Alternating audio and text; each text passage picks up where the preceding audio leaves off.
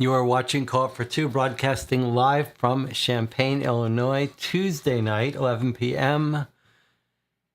I can see already I forgot to turn down the lighting. Give me 1 second here.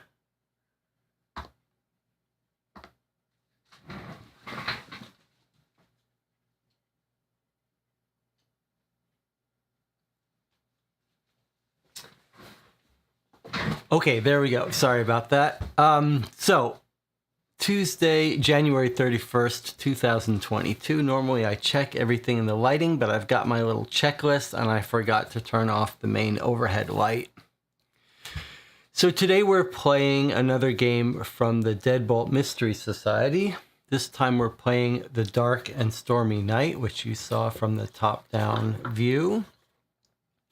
This is our 5th game from Deadbolt Mystery Society, and I continue to be impressed. And things are sort of slanted in their favor because we're playing games that people have said are some of their best games, but boy, have I been surprised at how good they are. And they sort of have been hitting the sweet spot for me in terms of a mix of narrative, story, subject matter, and puzzle difficulty. And I find myself much more attracted to their balance of where they put their energies compared to something like Hunt a Killer, which is in a similar subscription-based service.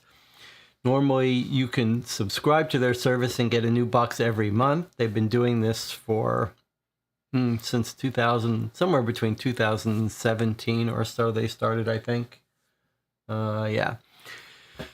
This box was released in 2019 originally. Now, Robert is in the channel. Robert emailed me ahead of time to say that there are there's a version of this that came out that either had a piece of evidence and it's been removed, or didn't have a piece of evidence and it was added.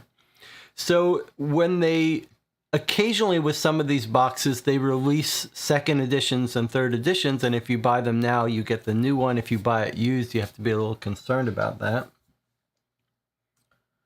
So this was voted their box of the year 2019. It's a very interesting thing what this company does. When they release a box, they don't rate it for difficulty. They ask players to tell them how difficult it was. Seems like they might be able to do some combination, but I love the idea that they're actually getting some feedback about the difficulty. So this box we're playing was rated at a 7.5 difficulty, which is a bit on the higher end of the scale of maybe the average. I think we've played some 6.5s and some 7s. Robert is going to tell me when we open it which version we have, and he sent me a PDF of the piece of evidence. Although, Robert, it wasn't clear. Let me check in with the chat here. It wasn't clear to me, Robert, whether you were saying that people think it was better, or whether you think it's better if you try to solve it without this piece of evidence, or whether you think this piece of evidence makes it too easy if you have it. I don't know. Let me know. We'll open this up in a second. But first, let's do some more bookkeeping. I'm hoping that since I'm become a fan of this company, it's not just the quality of the experience, the totality of the experience, and the design decisions. I find myself sort of not on the same wavelength as the Hunt-A-Killer people. I've played a bunch of Hunt-A-Killer games now, and they feel like occasionally they've miscalibrated the amount of just busy work that they make you do sometimes. And Hunt-A-Killer seems to put a higher value on props, so they're more expensive because of these extravagant props, and Deadbolt Mystery Society seems much more bare bones about plot and sort of production, like the photos are not of the highest quality, but they're significantly cheaper. They regularly run sales, and I've been buying these boxes when they come under $20. Normally they're like $28, so when they come under $20, I pick them up. We've got a big stack of them. We're working our way through them, and I think what I'll try to do is I may just review batches of them, like 5 at a time. So since this is our 5th one, I think probably after we finish playing this, I'll try to record a short review of like the last 5 we've played and rank them. All right, what else to talk about? A little plug for the Board Game Geek Guild for this channel.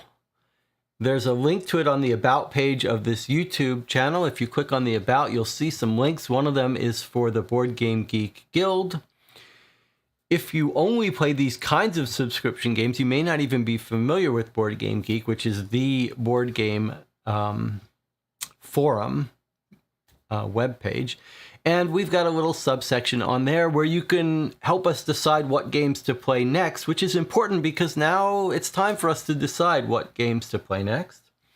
But also, we've got a thread there talking about movies. We frequently talk about movies on this channel, and Jonathan posted a couple of recommendations for this genre, which I didn't even know was a genre, the sort of dark stormy night genre where people find themselves in a room, strangers in a room. And Jonathan has posted a couple that look quite intriguing, including a remastered 1932 movie. What was it called, Jonathan? That looks like really high quality, almost looks like one of these black and white new movies that have been filmed. Like, The Lighthouse was a recent one. It actually looks quite high quality. Okay, Robert says about the evidence, it's a two-sided piece of evidence, but he's not sure why it was in one version and not the other. Jonathan says the movie he posted about was The Old Dark House, 1932. So stop by, check out the movie and book thread if you're interested in these things. It's fun to sort of make a night of it, play a game, watch a movie related to it, etc. And you can also help us decide what games you want to see next. You might consider giving a thumbs up to this video if you like the content on this channel. It will, if nothing else, help me figure out what games, what videos people enjoy watching after the fact. And if you don't watch it live, do post your thoughts on the game. We like to talk a little bit about game design after we play these games. Okay, anything else? Anyone working on anything interesting? Have any fun upcoming plans for this week they want to talk about while I get this settled? Now, one of the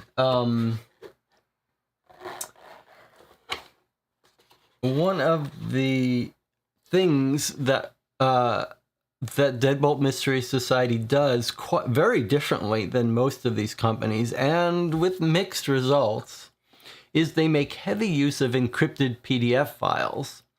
So you solve a mystery, you scan a QR code, that's the other piece of this, and it opens up a PDF file that needs a password. You put in the password and it opens up, and you have to get a little bit agile about managing multiple encrypted PDF files being opened, and I think we've got a system. Okay, so you may have seen a little hiccup there. I saw on my little dashboard that it was reconnecting to YouTube for a couple seconds there. So if I dropped out, that was a connection problem. Murder by Death. That sounds familiar, Murder by Death. 1976, Murder by Death. I don't remember that, but it sure sounds familiar. Okay, let's open up this box, and you guys can talk in the chat. Tell me what you've been up to recently, if you have any interesting projects. So, all right, there's this. This looks like maybe a bracelet.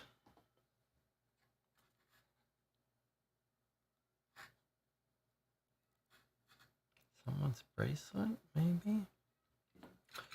A little pin, Rosemary Clark Book Club.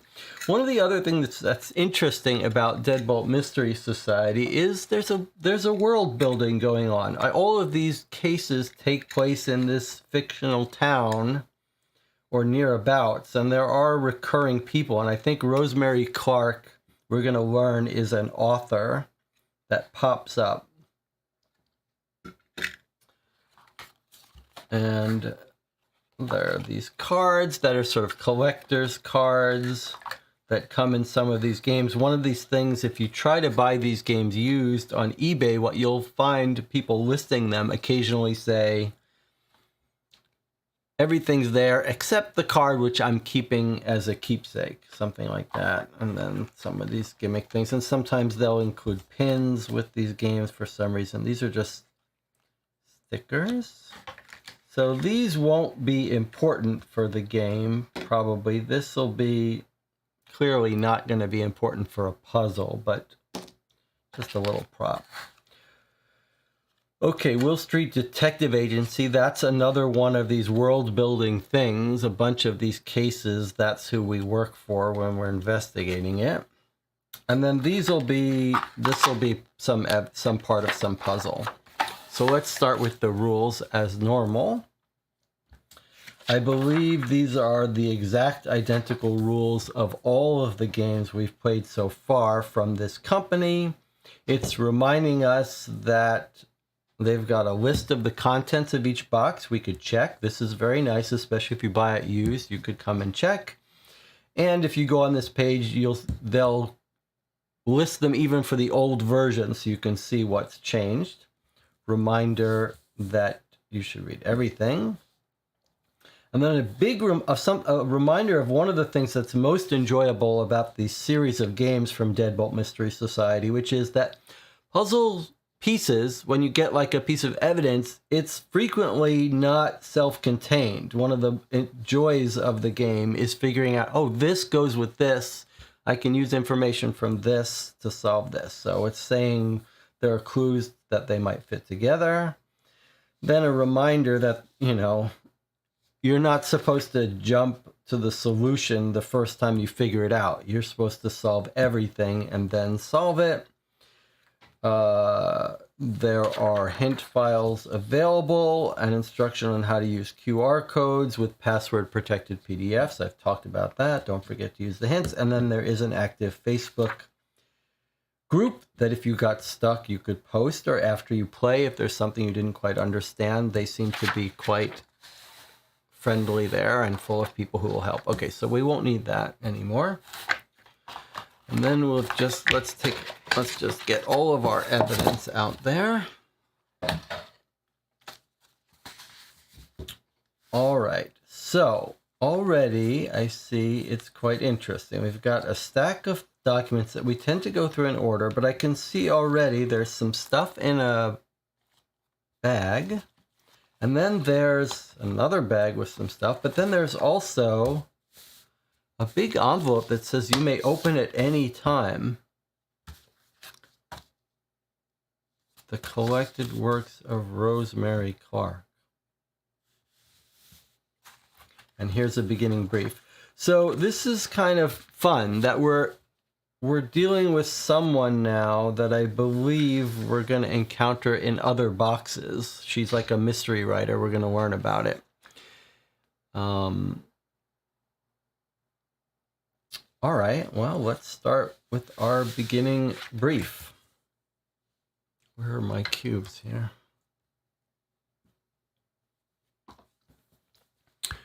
Rosemary Clark is one of the world's most popular and enduring cozy mystery novelists. For the past 2 years, however, she's lived as a recluse in her hilltop mansion, cutting off contact with friends, family, and the public at large. The reason for her withdrawal from the public eye has been a subject of much debate until earlier this week, when Miss Clark emerged to announce that she has written her final novel entitled The Dark and Stormy Night. To celebrate the completion of the book, Miss Clark invited a small group of her closest associates to Winterwood Manor with the tantalizing revelation that she had featured all of them as characters in the novel. Benjamin Baker, owner of the Will Street Detective Agency and your boss, is on the guest list because of years spent advising Miss Clark on the finer details of being a private detective.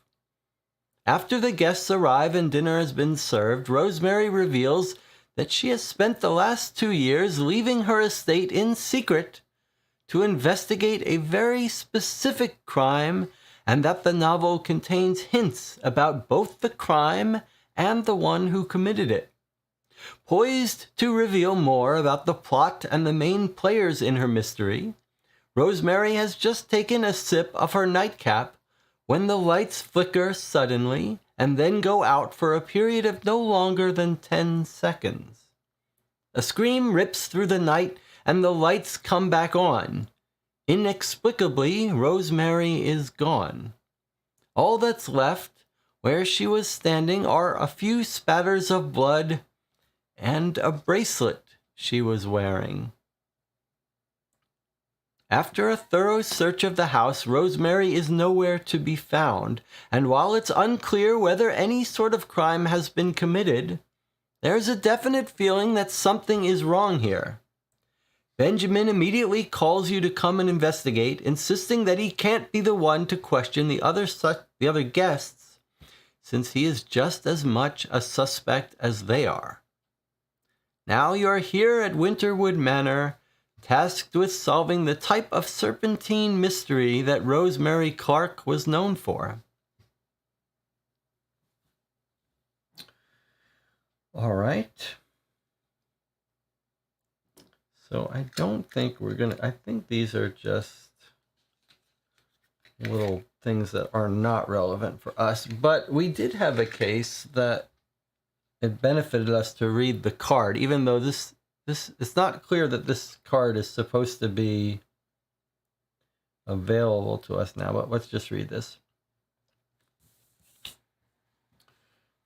So this would be your collector's card that you would keep in your on your wall to remember that you played this game. Winterwood Mansion is the home of best-selling novelist Rosemary Clark. Like its owner, Winterwood Mansion is known for being the source of numerous mysteries, filled with hidden passages, secret entrances, and lots of quirky design choices with no apparent purpose. Winterwood Mansion was built in the 1920s by railroad mogul and amateur detective Clyde Winterwood.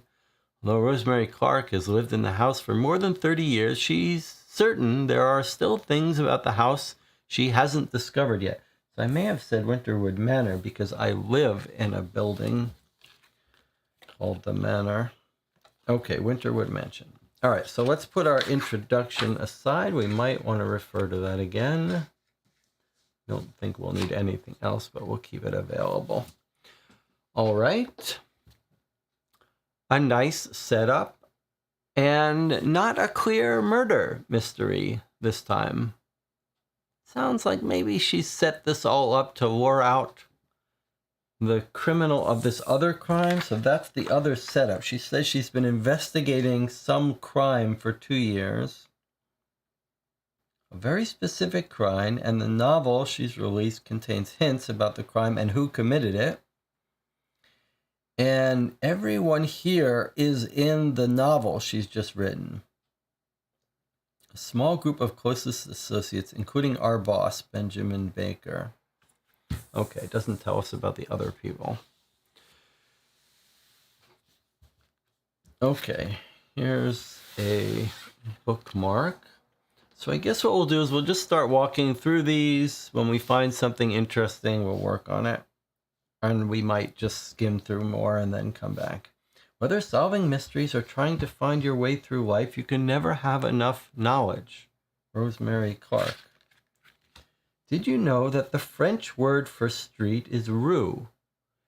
Did you know that garlic and chives are among the most dangerous herbs for cats, but are delicious and harmless to humans? Okay. Don't know why we should care about that. Random pieces of information.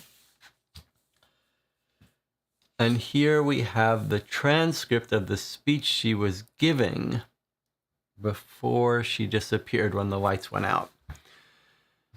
Good evening to everyone. It's been 2 years since I've spoken to any of you, so I'm grateful that everyone came. For many years, the 7 of you have advised me on various ways to break the law based on your years of experience committing crimes. I have used your expertise and advice to write a series of best-selling mystery novels. You are my experts on spycraft, forgery, art theft, computer hacking, safe cracking, cat burglary, and money laundering. However, 2 years ago, something happened that changed everything. Something involving one of you. I am known as a collector of the finer things in life, and I had managed to acquire an unknown painting called The Dark and Stormy Night by the Dutch artist Jansen de Vries. I decided to share my purchase with the world and offered to lend it to the Valley Falls Museum, along with several other pieces from my collection. Before the painting could be displayed, someone attempted to steal it from the museum storeroom, and the man in charge of guarding it was stabbed to death. How does that involve any of you, you might ask? Well, in short, I'm certain one of the people in this room was responsible for trying to steal the De Vries triptych and for murdering Bert Wainwright, the 28-year-old guard who left behind 3 small children and a wife. The attempted theft, however, isn't what upsets me. Most of you are aware my father was murdered when I was young, leaving me, my 4 sisters, and my mother to fend for ourselves. The death of Mr. Wainwright hits very close to home for me, and I am furious that his children are forced to grow up without their father, just as I was. The police have been unable to pin this on anyone, which is why I've stepped in. I have spent the past 2 years investigating this murder in the shadows, and I have written a fictionalized account of it that will expose one of you as the killer. The guilty party can do the right thing and confess now, potentially avoiding the scandal and embarrassment I will bring upon them with the release of my book. Or we can play this game out to its logical conclusion, which means the 7 of you will need to determine the guilty party for yourselves. Now that I've revealed my plan, I am certain the killer will make an attempt on my life this very night. If that happens, I've left clues about the killer's identity in different rooms of the house, where I've placed copies of each of my books. I took great care to separate the clues, since 2 of the people I suspect of the crime actually work for me. There are secrets in this house that even they aren't privy to.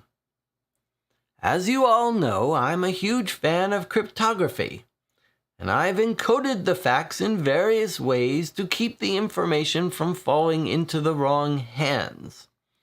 If something happens to me, and you need the information I left behind, you will need to go through the library and find the secret passage leading to the office where I go to work privately. There we go. Okay, she's a fan of cryptography. I've got my cryptographic worksheets if we need them. And she's going to expose the killer. Doesn't sound like she knows, though. She's not sure, because she says...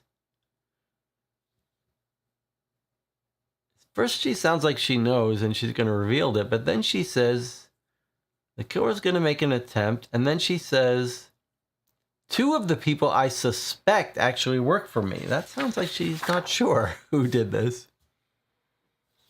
All right, let's quickly scan and see if the piece of evidence that Robert was telling me about is here. I do not see it. Yes, there it is. Okay, so this is the evidence Robert sent me. So it is in this version. This is the new version. This was bought new. So we have it, Robert, and I guess we're going to use it. I don't know, since this is the new version, we're going to use what we're given. Okay. Well, let's continue walking through our evidence here. Remember that sometimes you need multiple pieces of evidence to solve it. So just because we see one, it doesn't mean we can stop here and try to solve it. Okay. Bring to play sounds from the past to life. Play to bring sounds from the past to life. Okay. So many of the puzzles, many of the way the puzzles work is you scan, like this one looks like. Here's a puzzle. So let's take a look at this. So this is a card. It says login is the operation nickname. So if you scan this with the QR code with the tablet, which we have, it will ask us for it will download a PDF and we'll have to know the password to open it. So often that's what these little postcard things are. But occasionally you get something like this, and it would be nice if maybe they had a different indicator, but this one is clearly telling us probably that this is not a password encrypted PDF puzzle. This is just going to be a little multimedia element. And the QR codes just open web pages. So I should have set this up ahead of time, but let's see if we can listen to it together. It's easy for me to get these multimedia so you guys can listen to it, but it's not always the case that I can hear it with you. So let's see if you can hear this. Let's see if I can hear it with you. Can we use the camera to scan the QR code? Let's see.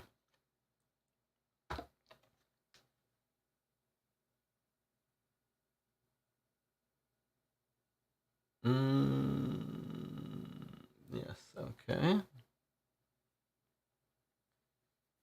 All right, let's see if I can hear it. Surely you'll be able to hear it, but I'm not sure I will. The hound and the falcon fought to the death over the scarlet rose. The hound and the falcon fought to the death over the scarlet rose. The hound and the falcon fought to the death over the scarlet rose. The hound and the falcon fought to the death over the scarlet rose.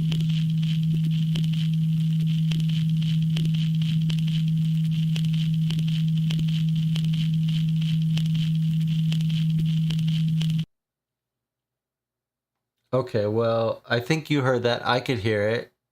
It said, the hound and the falcon fought to death over the scarlet rose. Is that what you guys heard too? Let's listen to it again.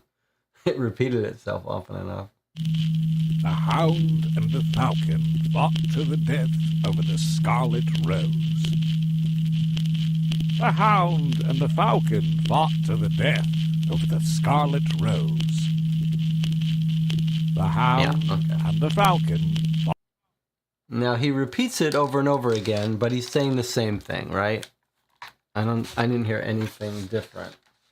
So unless there's some importance to him changing the tone or the number of repeats. Okay, so that's obviously going to be a clue in a puzzle, but we don't know what. All right, let's put that in our pile of things that we've gone through and don't see any obvious way to use them yet. Let's continue. All right. This one doesn't seem like it's usable to us now. We don't know the operation nickname. I mean, we could take a guess at it, but we won't. We'll put this in the pile of things that need our work, or maybe, I guess everything needs our work currently. Okay, what's this? It's just a bust of someone. Maybe the painter of the painting she's referring to. Let's scan this and see if it wants something, if it's a puzzle that wants something, or if it's going to give us some multimedia thing.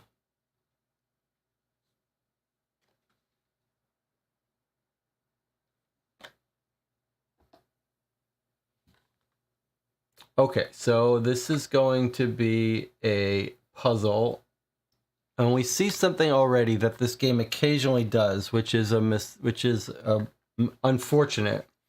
There's the file we just downloaded, and notice it says Mozart unlock. So we now know that this is Mozart, which we probably shouldn't know, but that's just an unfortunate way they do it. Obviously, it is password protected, so we don't know how to open it yet. That just goes in our pile.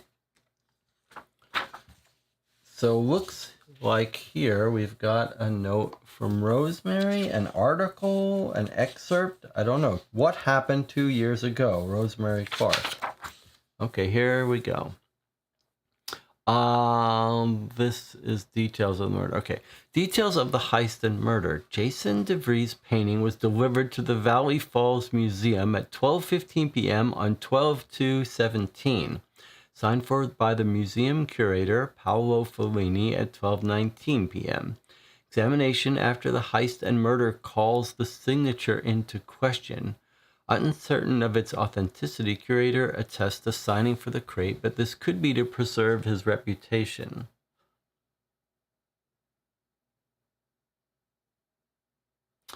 The painting sat in the museum vault from 12:2 to 12:5. Vault was only opened once on 12/3 at 5:32 a.m. to retrieve an African artifact that was to be sent to the restoration department. It seemed like an odd time to open the vault. Strangely enough, the security camera feed failed at exactly that time. Nothing was taken. Well, that sounds awfully suspicious. The painting was moved from the vault to the exhibit hall on 12/5 at 7:36 p.m. Museum employees began staging the various pieces of art for public viewing, which was scheduled to start on 12:10 at 8 p.m. The night in question was an actual dark and stormy night, and the power failed for approximately an hour. Backup generator did not activate. No cause for this has been determined yet. It is unclear at what point during the hour that Mr. Wainwright was murdered. His body was discovered when the power came back on. Okay, so in this little window on December 10th, he was killed while the power was out for an hour. Rosemary says, I've spent a considerable amount of time pondering a few other details of this case that might be pertinent. I didn't personally pick the painting up from the buyer. It was done via courier. It was stored in a safe in the back of an armored car en route to the museum. I don't know the names of the people who verified the painting's authenticity. I used a service called Kingsley Art Appraisals that had a stellar reputation. One person in my employ has stabbed someone to death before. The way it was described to me, the killing was over a professional issue that had nothing to do with greed. However, there is a precedent here, so I have to consider that the spy may have been involved. Okay, there's a couple of oddities here, the way this is written. Examination after the heist and murder calls the signature into question. I see. Uncertain of its authenticity. All right, so just to be clear, she bought this piece of art, she sent it to the museum to show, and then the guard was killed during an apparent heist that failed to steal it. But now there's some question after the attempted heist if the signature is real. So it's not clear. Was it swapped and stolen, or was it forged beforehand, before she even got it? Was it replaced and swapped in the armored car delivery van, or might it even be authentic after all? None of those things are clear.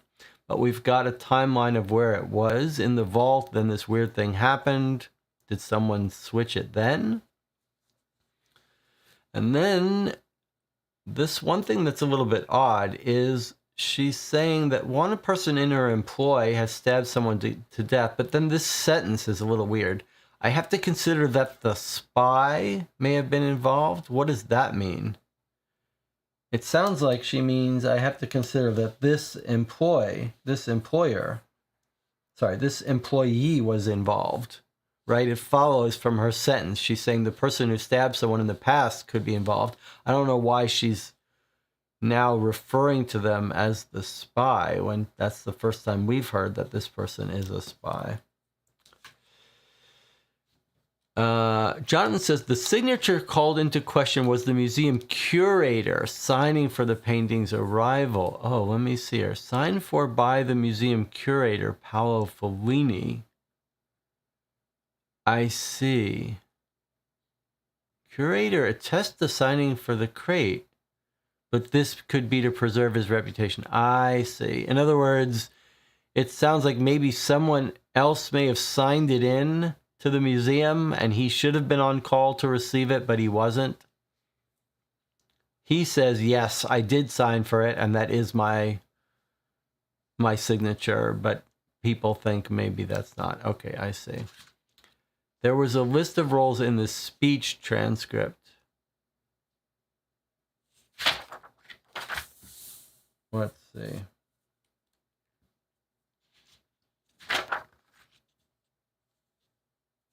Was there a list of roles in the speech transcript? Experts on spycraft, forgery, art theft, computer hacking, safe cracking, cat burglary, and money laundering. So, okay, so those are the different experts. So I guess the expert on spycraft is the person that, I guess this is a clue. The person that's an expert on spycraft is the one that had this previous stabbing. It's frequent when I play these games that I write on material, but so far we've been trying to avoid doing that with the Deadbolt Mystery Society games. They're short enough, and it seems like I might pass them along. So we'll try to avoid writing on these things if we can. And sometimes I just make scans of them if we want to write on it. Okay, we've got a bookshelf here.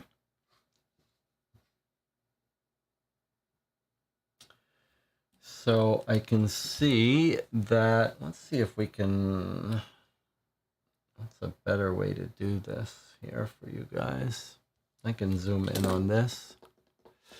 Okay, so we've got a bookcase here. They look like they're numbered 1, 2, 3, 4, 5, 6, 7, 8, 9. Every other looks like the even numbers don't have actual Roman numerals on the spine. What have we got? Death on the Nile by Agatha Christie. Hound of the Baskervilles, Sherlock Holmes by Sir Arthur Conan Doyle. The Big Sleep by Richard Chandler. Richard Chandler? This is a film noir style. Name of the Rose by Umberto Eco. Maltese Falcon, Dashiell Hammett. This is another film noir movie. In Cold Blood by Truman Capote, very famous book that got made into a movie. The Pit and the Pendulum by Edgar Allan Poe. And then there were none, another Agatha Christie, and A Study in Scarlet, another Sherlock Holmes, Arthur Conan Doyle book. Okay. Don't know. Looks like clearly the numbers are going to be significant to us, but this is going to be a puzzle that we don't know how to solve yet. Okay.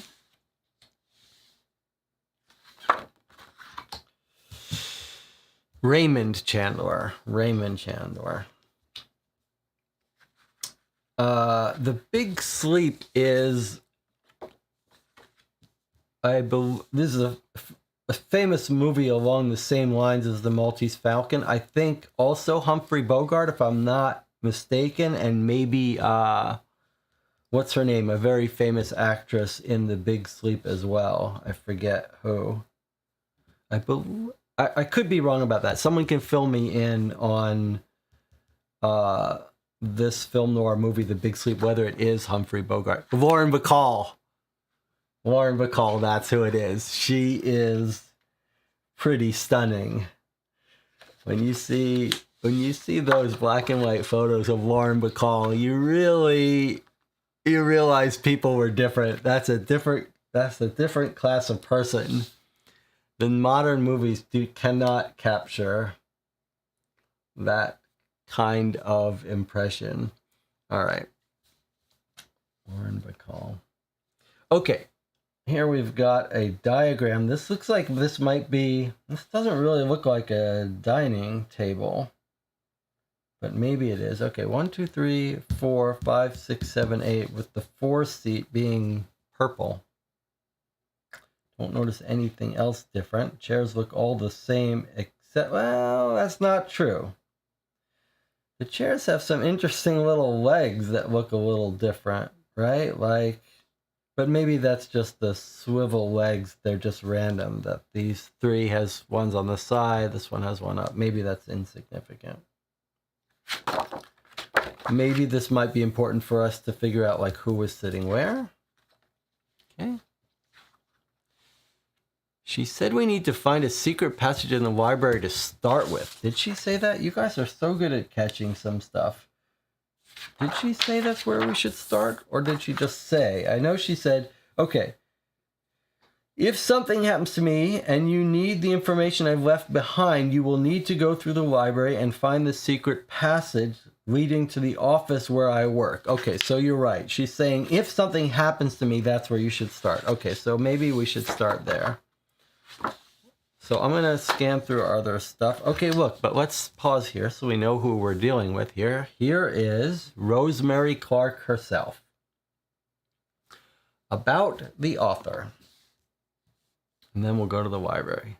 Rosemary Clark is one of the world's best-selling mystery novelists. Known for her Randolph Pierce mysteries, Clark writes stories with twisting plots and breakneck pacing. With a background in forensic anthropology, Clark has been known to consult for the police department on occasion and has solved more than her share of real cases. She currently has more than 200 million copies of her work in print in more than 40 different languages. Okay, this is just to give us a face to put to the name. Probably no other clues related to this. I will say, one suspects that she's not dead and she's setting a trap for the killer. That's my suspicion. Okay, let us see if we can't jump to that library. I want to keep these kind of in order, so let's just keep piling things here until we find what looks like might be the library. This looks like this might be our suspects. But we haven't met any of them yet, so maybe we don't open it. All right, well, I didn't see anything that jumped out to me as a secret passage to a library. So let's open this next to see if maybe this is what was found inside the library. I wonder if there's a nice, easy way to do this without tearing it, or whether I should just cut it.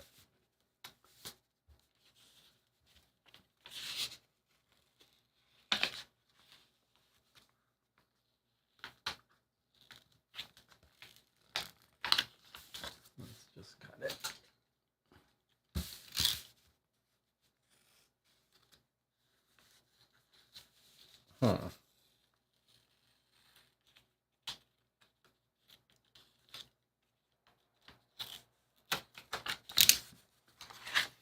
You can open at any time. These look like her books. That's kind of fun. Each book looks like it might have a little puzzle to it. And here's the Dark and Stormy Night. A Randolph Pierce mystery, book number 7. Centuries-old secret and insatiable greed, and then some encrypted part here by Rosemary Clark. Okay, so I'm going to keep these in order. But this is not her secret library passage, so let's backtrack a bit. Nothing else in there. Well, okay, we can leave these in this envelope. Well, library, we did have those books, so this might be our secret library. Whether anything else goes with it, I couldn't say. Secret passage leading to the office where I go to work privately through the library. Go through the library. Well, that seems like this is library. Let's just quickly look at these others. I think these are going to be, okay, so there's our boss, Benjamin Baker. So these are going to be our suspects. We'll just quickly look through these, and then as we meet them, we'll get these out again. There's our boss. So here's the butler. Carly LaRue. Remember, we're told on the back of that bookmark, Rue means street, which we knew, and then something about chives and stuff. Okay. Well, let's put these aside for now. Bracelet. I suppose the bracelet could always be useful for a clue. I like to see what it goes on. All right, so when we know the password to this, we could open it up. So what would a password be to get in that? And would any of our other evidence, let's take a look at the rest of the evidence for a second. And in fact, let's get out the books too, since they could be relevant. Let's look through. I think we have to look through everything. I'm sure there is the herb, says Tina. In other words, remember on the bookmark it said chives and herbs are bad for cats, so maybe there's our herb. Is there another chive or just herbs? Okay. Let us scan through the rest of these quickly together to see if anything jumps out at us yet. Okay. We have little hangman. Found on the board Rosemary uses to plot out her novels. Okay. So a little bit of reminder, here's a photo. A little bit of reminder how we do these as a group. If you see something that you want to work on separately while I do something else, like if I showed you this and you decided you want to screenshot this and work on it separately, asynchronously from me, that's fine, but you shouldn't jump in and give us the solution to it, right? The object is not for us to split up and work on this as quickly as possible. The object is for us to do it at the same time, and occasionally when we get one that's difficult, we'll put up something on the screen to give us a little, each have some time to work on it separately. Okay, so this is the thing that when you're ready to solve the entire case. This is very common for Deadbolt Mystery Societies to do this, that says, like, when you're ready to solve everything, you'll get this thing that will let you go to the end. So we can put this aside for now. We won't need that till the end. This looks like it might be the different skills of the advisors of these people. It looks like these might be their skills that we need to match up. We've got a safecracker, hacker, money launderer, forger, cat burglar, art thief, spy. So the spy was the person that stabbed someone in the past. Let's see what we've got here. An excerpt from this book. Oh, here are going to be all excerpts from this current book that has clues. A skilled spy is a master of waiting on others. Waiting, in fact, is one of the primary job requirements of spycraft. Those being spied upon rarely do things in a timely fashion, so the spy's primary tools are patience, persistence, and keen observation.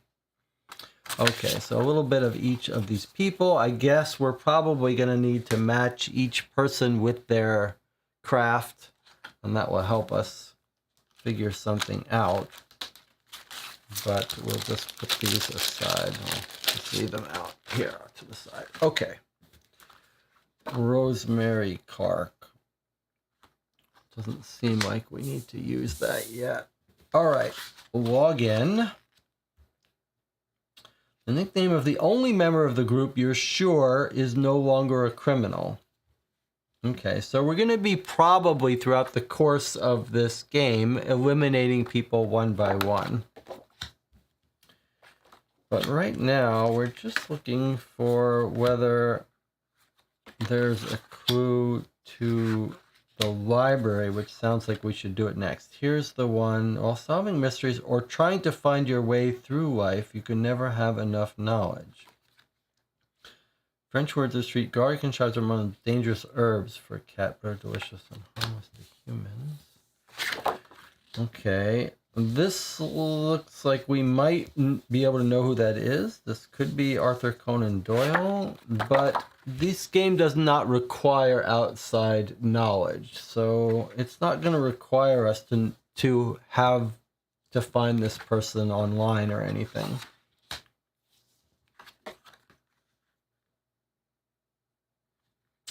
Painting of fruit. 3 apples, 2 pears, 3 oranges. Looks like maybe 3 plums, not that useful. Okay, found on the board Rosemary uses to plot out her novels. That doesn't seem like it's related to library. This one here doesn't jump out at me. But these are books. So we've got 9 books here. 7 books here. That's not... No backs to them. Book 3, book 4. So book 4 has some code. Book 3 doesn't seem to have some code. Book 2 has some code. Book 1 has some code. Book 3 does have code. I see it is down there. So each of these books has some code. This one feels like it's in a very different style.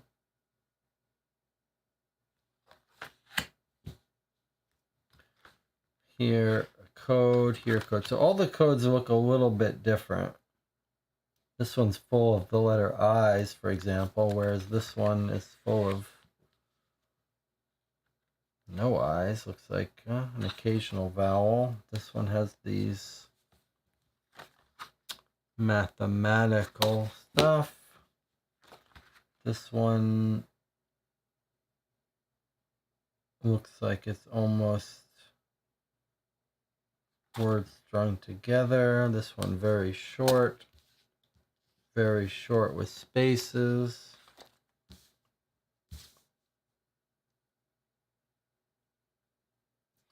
This one I can just see at a glance ends with backwards SAFE. The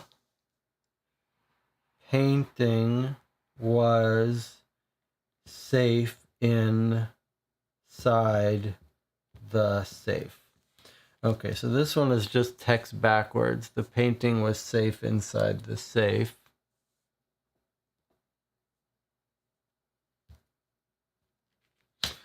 So we might, to help us remind ourselves, put little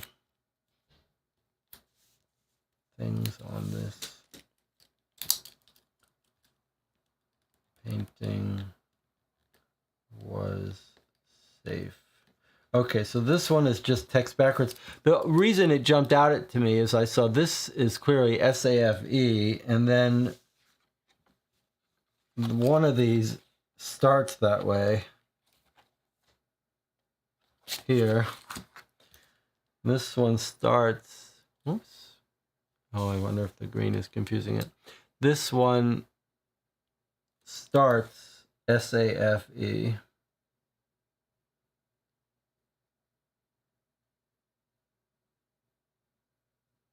These look like they're scrambled letters, but not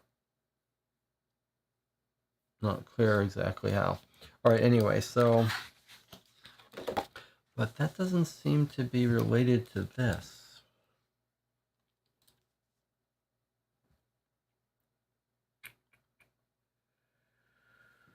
What do you notice here? You notice A, R, U, P, A. If you took the first letters, it would be A, R, U, D, C, P, A, D. No. They're in order.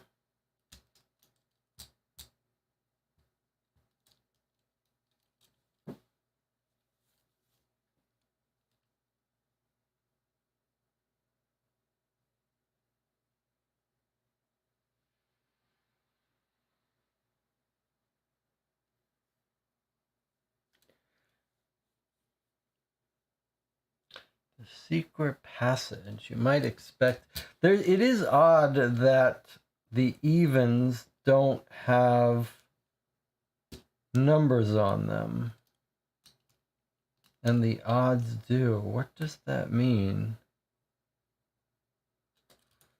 A R D P D. That doesn't help us.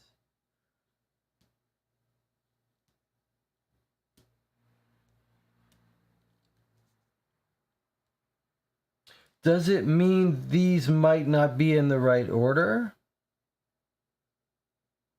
Does it mean that this one, that the even ones aren't in a significantly in the right order?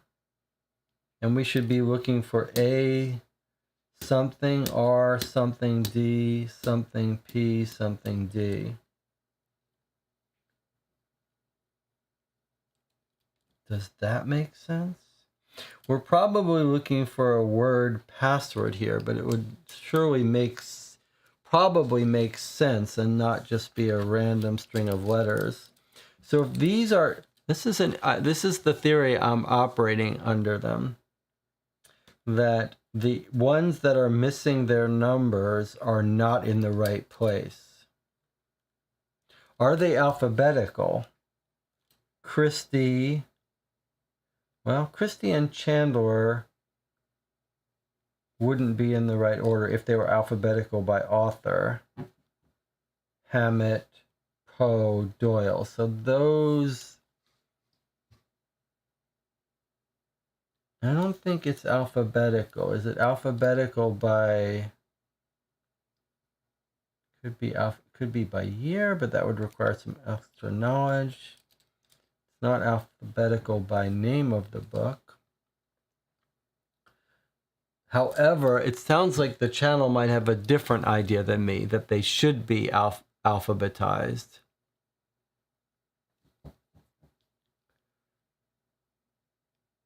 John says, and Tina, Senchai, and Shazner seem to have solved it. The numbers with the ordering of the recording. Okay, so you guys have figured out. So the numbers with the ordering of the recording. So the recording was the Hound and the Falcon fought to death over the Scarlet Rose. I see. So the Hound and the Falcon fought to death over the Scarlet Rose.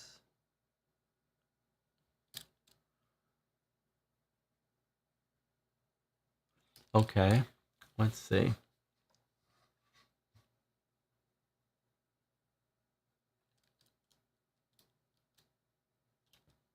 Library recording their Hound, Falcon, etc. Okay, yes. Okay, that was very clever. All right. So the Hound, which we think is number 2, the Hound and the Falcon, which is number 5, fought to death. What is fought to death? Maybe it would be easier if we wrote out. But what's our theory is it's a numeric password, and this is going to be our order. The Hound and the Falcon fought to death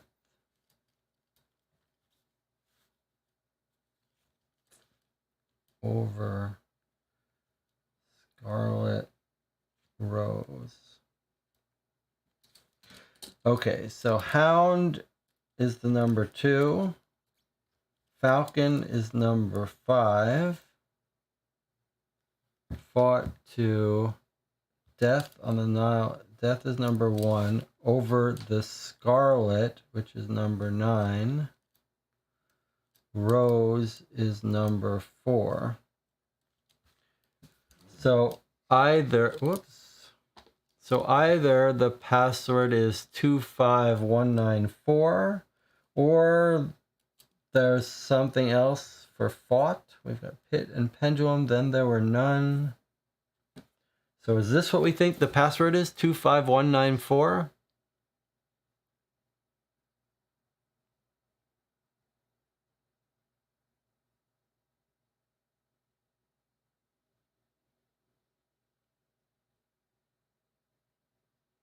It seems like a reasonable guess to me. Let's scan this and see what it wants from us. See if there's any clue about... Let's see, we're going to close the stuff we don't need. Okay. Let's see. Okay. Okay, so this is a little disturbing that when we scan this, we get a file called the seating chart. That's clearly weird, feels like a bug. That clearly seems like it's about this.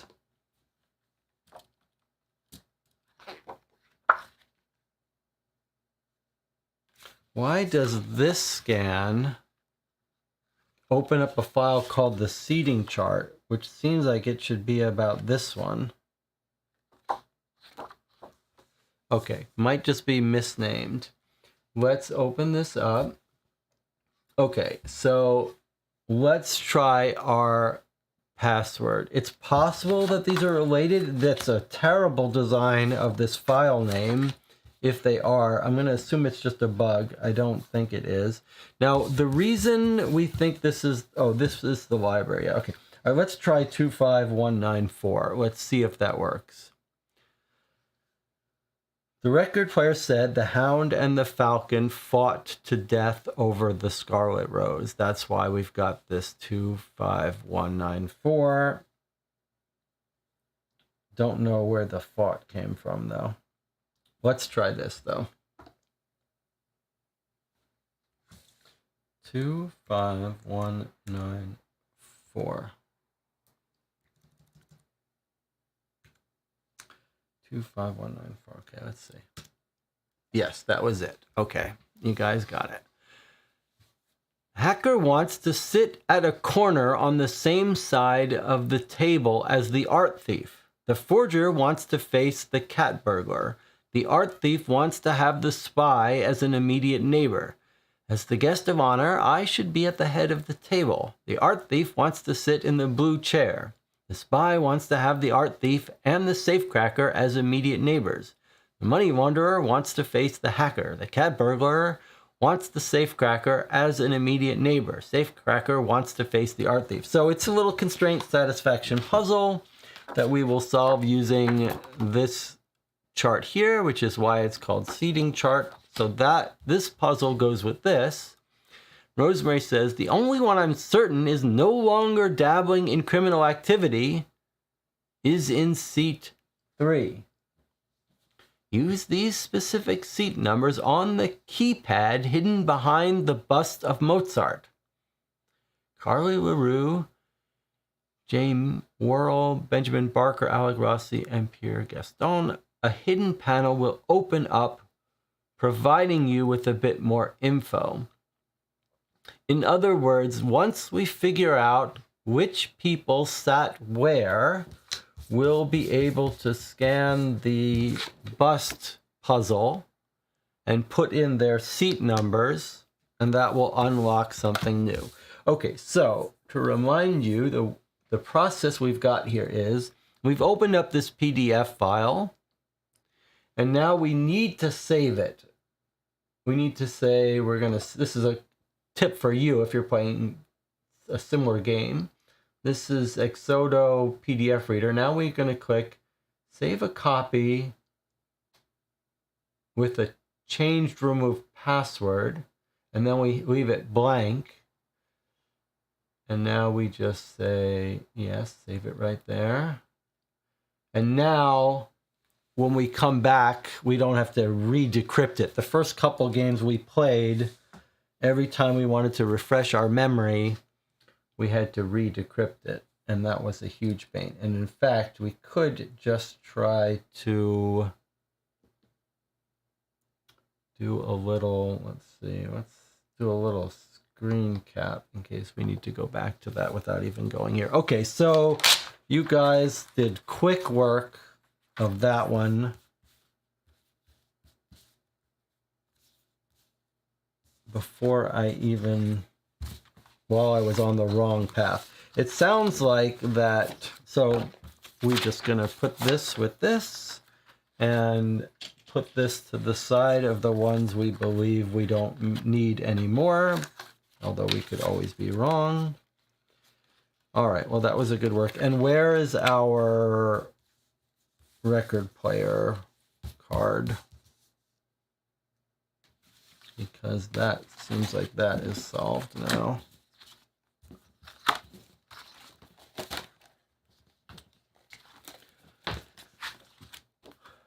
Okay, so this goes with this, and we believe that that's done. All right, and we think the bust goes with this seating chart. It feels like that is something we're not going to be able to do for a while, right? That's clearly we could figure out what rolls go where from this thing here. We could work on that, but it sounds like then we have to figure out which person belongs to which in order to unlock it. So that seems like it's something that's not going to be ready for us to solve yet.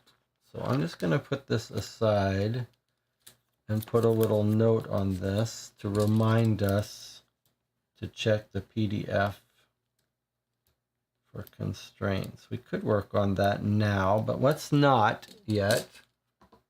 Let's not. Let's keep looking for let's keep trying to carve the chicken at its joints. Let's look for our weak elements before we jump into that one. See if anything seems really easy jumping aside. Okay, in fact, let's take a break first. Let me just check it with the chat, see if I missed anything. Okay.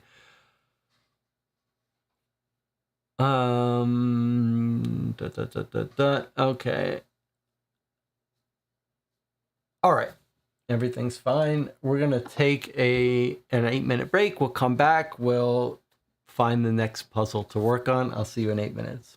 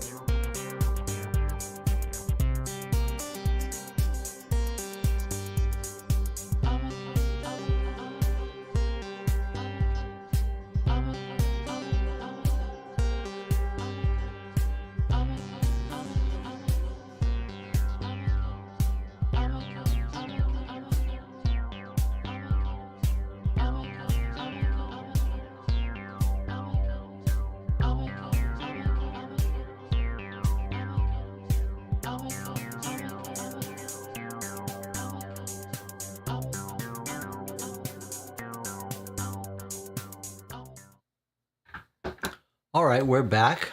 Just tidied up a little bit. And we're looking for the next puzzle to sink our teeth into. I suppose before we move on from this, we could work on this and try to figure out where each of our people sits on this diagram. I still think we should have a better look at the rest of these puzzles for fun and see if any jump out at us. It helps to know sort of what the bigger picture of things are. So if we come across something, we say, oh, that is about that puzzle. So let's just walk through some of these together.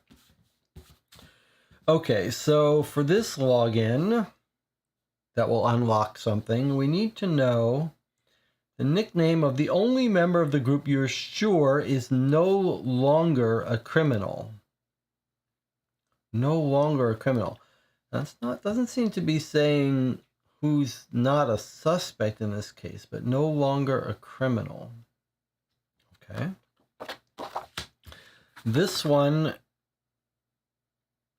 is not a puzzle of its own. There's no QR code, so this might be used for something else. I will note there are 7 suspects, I believe, not counting Rosemary. 8 people at the table. 1, 2, 3, 4, 5, 6, 7. 7 suspects. And then there's Rosemary. So we've got one too many for each one to have a thing here. Okay, and then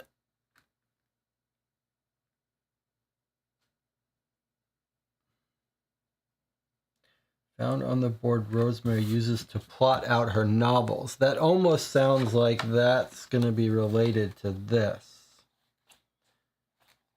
7 books, more than 7 spaces. Okay. Again, no QR code, so this one's going to have to go along with... Oh, no, there is a QR code, so this one might be a puzzle of its own. Fruit, apple, pear, oranges, and grape. Okay. Does anyone recognize this person? Is this Arthur Conan Doyle?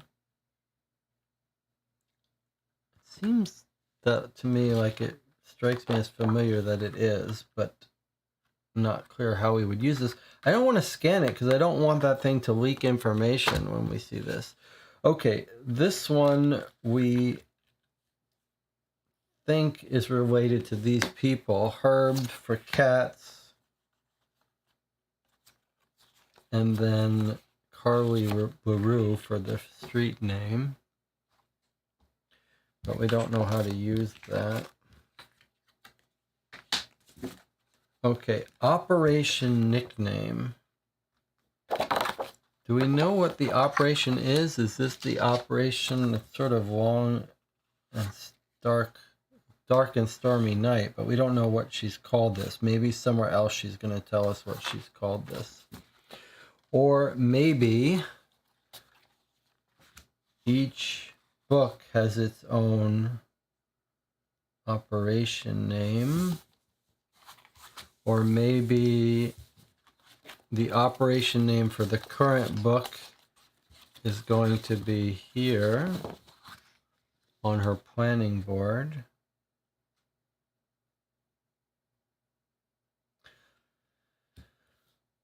This looks like a regular English words. N blank blank A. This, you might guess this would be not or not a something.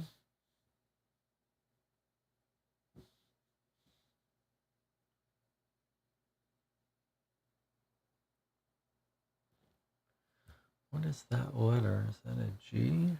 That's not a G. S? That's an S. So we've got 1, 2, 3, 4, 5 words. This is quite possibly not a something.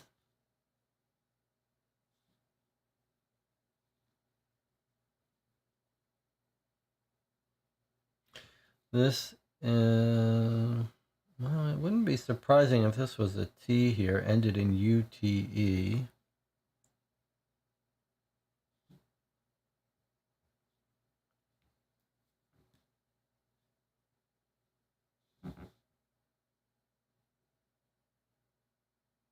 Pick or an R, U-R-E.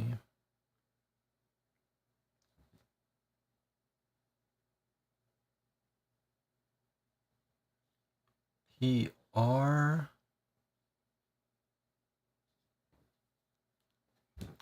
P-O-P-U.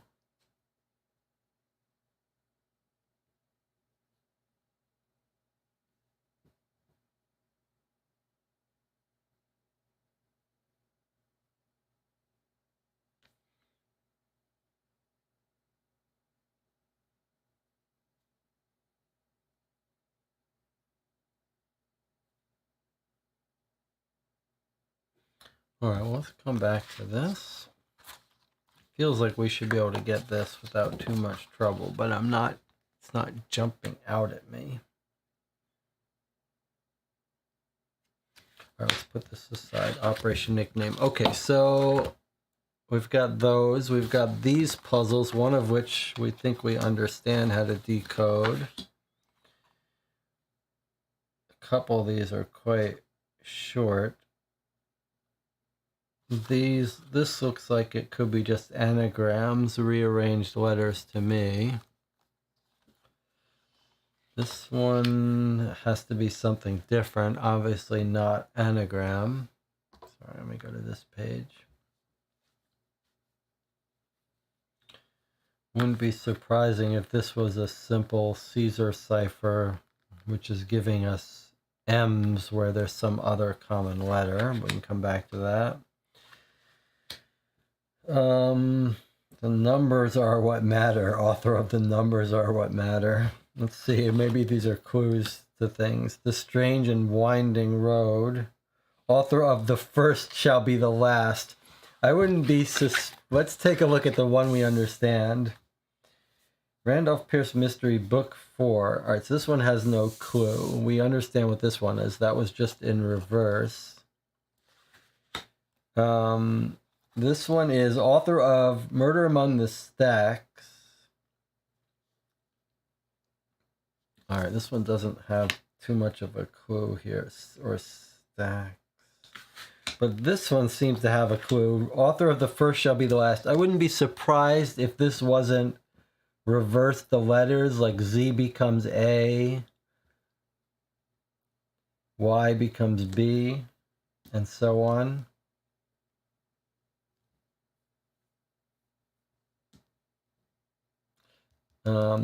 So we might have to get our chart to do that. And then this is author of the numbers are what matter. So I'm guessing we might even, let's see, W minus V is the only minus. So you might just add the numbers of the letters. Of course, that doesn't give you, these aren't puzzles by themselves. So I don't know what we do when we get this number. But you could see, you could add the letter, the offset of the G's. A plus B plus C would be 1 plus 2 plus 3. That would be a 6. So maybe we do something with these numbers. This code here, author of the Hangman's Tale. That sounds like it's this. What do you think about that? Hangman's Tale. Let's see if the letter counts add up. 1, 2, 3, 4, 5, 6, 7, 8, 9, 10, 11, 12, 13, 14. 1, 2, 3, 4, 5, 6, 7, 8, 9, 10, 11, 12, 13, 14. Okay, so author of the Hangman's Tale. These, now we're getting the picture here of these books going with other puzzles. So I think what we've got here, this is a good example of how we've got a puzzle that we could probably have figured out on our own, But now that we see this is with this, and these letters are with this, we've got our answer here. Now, it probably means that these may not be in order, like A-O-O is not our word, P-A-O-L-O-S, unless it's the name of the... What was our name of our museum curator? It was Paolo something. P-A-O-L-O. P-A-O-L-O.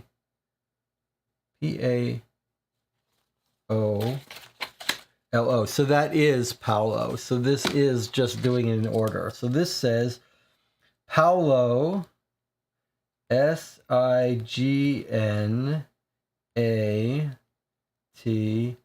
Paolo's signature, N-O-T, not a F-O-R-G-E-R-Y. Paolo's signature is not a forgery.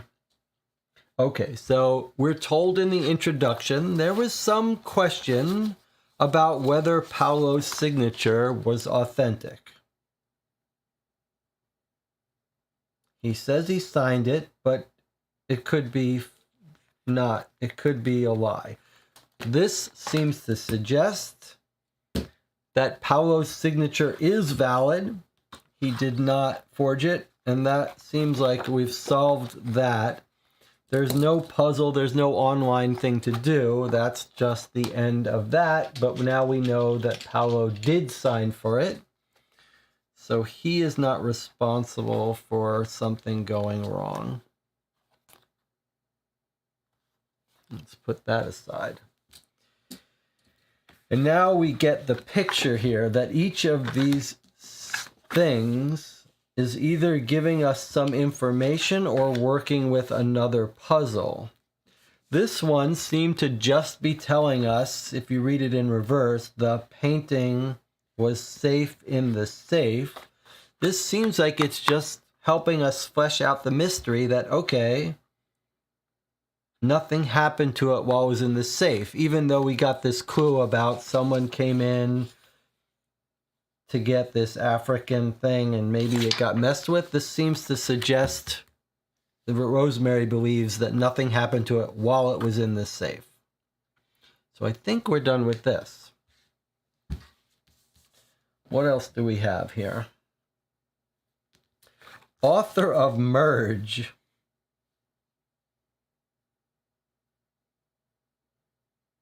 Sounds like maybe we're supposed to combine these letters with some other letters somewhere. Author of the numbers are what matter. Author of the first shall be the last. This is my guess here, which would also explain why there's so many M's. I bet if you match each letter with its up letter on the other end of the alphabet, you're going to find that these M's turn into E's or something other common. So let me just get out this. They did say each book has a singular clue. Where did it say that? So look, I've got various sheets here to help with cryptography type stuff, translation, but I happen to have one here that will let us line up these letters a little bit easier. So M, M goes to N. That seems like it's a little too common. I mean, too uncommon to be right. But let's just do the first word. If it is reversing, let's just see what we've got here.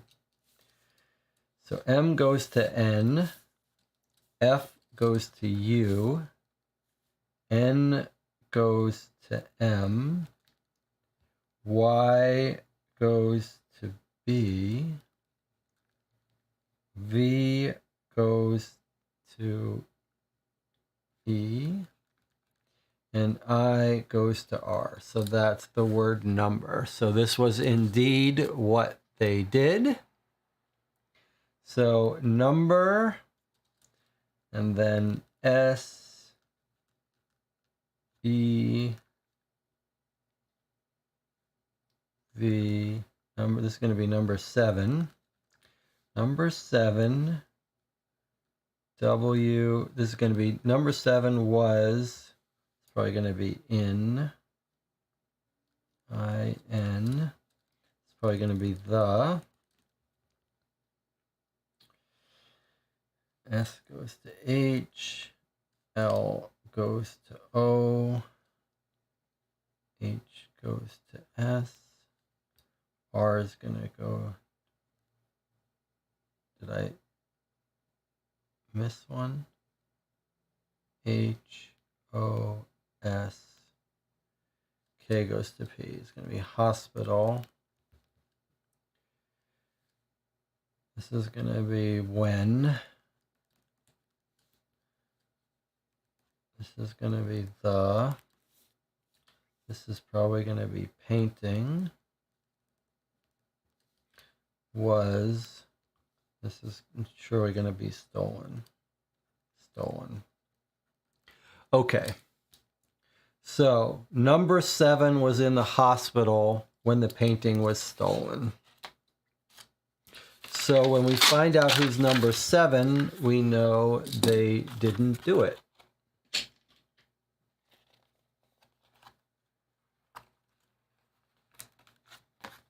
Okay, I see Shazner got it before I managed to decrypt it, even though I thought I was going about as fast as one could go. Not fast enough.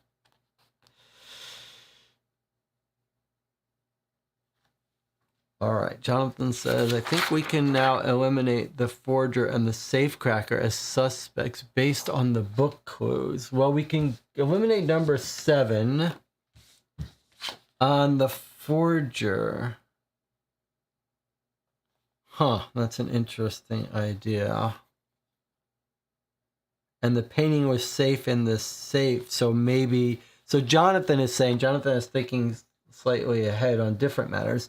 Jonathan is saying that because this one says the painting was safe in the safe,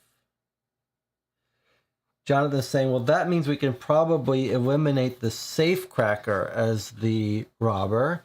And then because the signature was genuine, it means it wasn't the forger who forged the signature in order to intercept it. That's a very clever observation, Jonathan. I think that's probably right. And this one will clear someone once we know who sat in seat number 7, which will be soon enough. All right, let's work our way through these now. See if any of these jump out as being solvable right away. The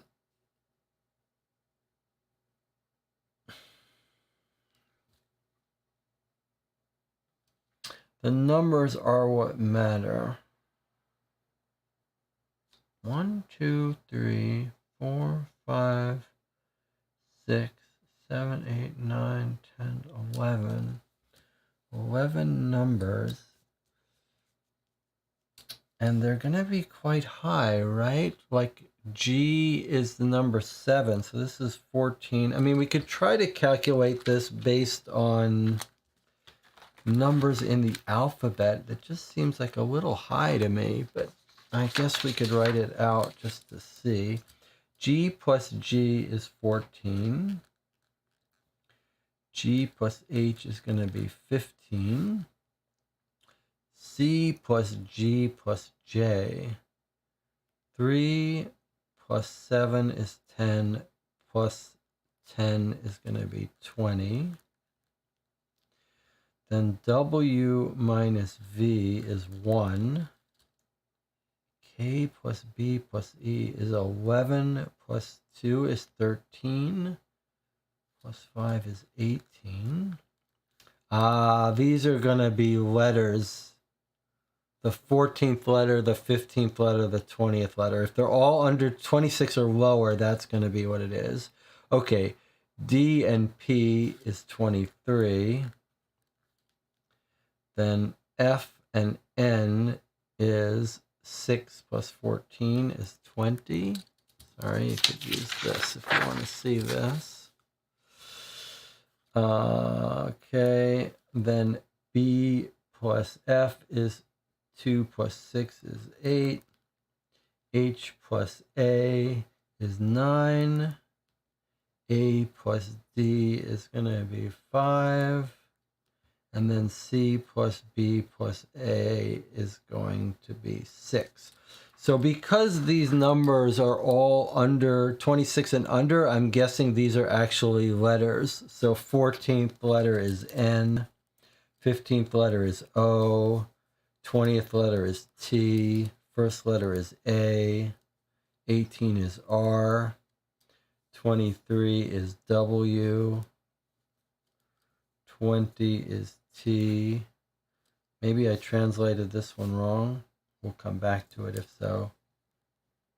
TH, 9 is I, 5 is E, F. So I must have translated this one wrong. So not the art thief. Okay, so apparently it's not the art thief.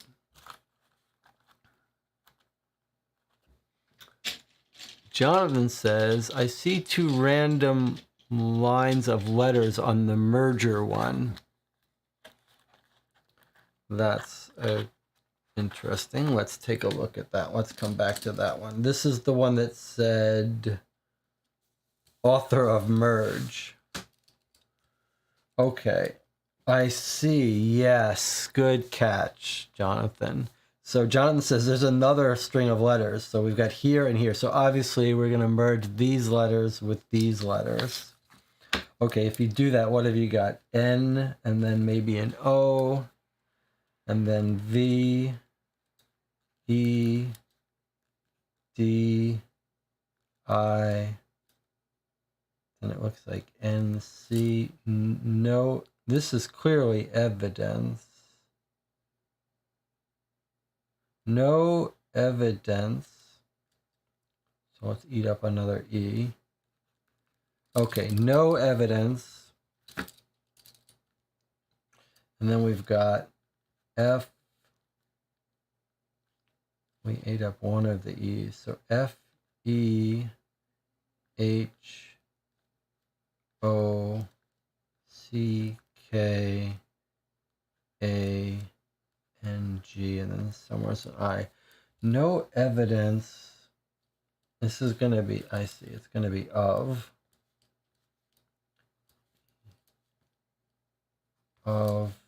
hacking.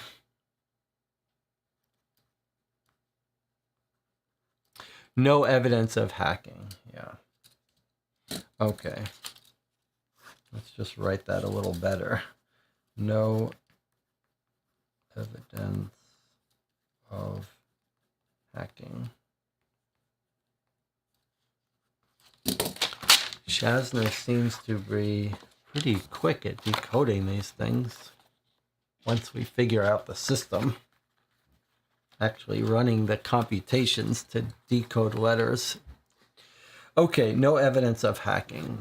All right, so more people are being eliminated on a rapid pace by us. Okay, what about this one? Murder among the stacks. This sounds like we're supposed to be stacking things, but what would that mean? Well, we've got two, sorry. I do notice we've got 2 sets here that look like they're probably same number of letters. So I'm guessing one on top of the other. So if we write SAFE, ETITRODNWLEIE,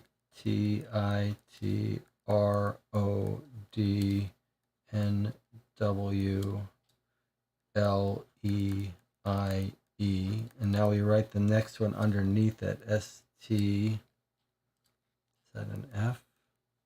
TFW RAW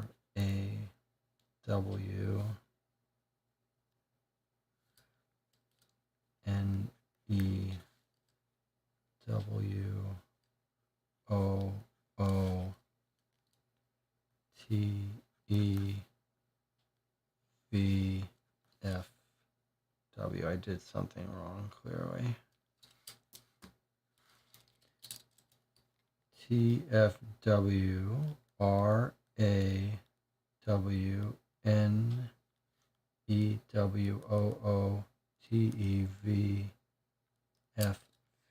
What did I do wrong here? SAFEETIRODNWLEIER.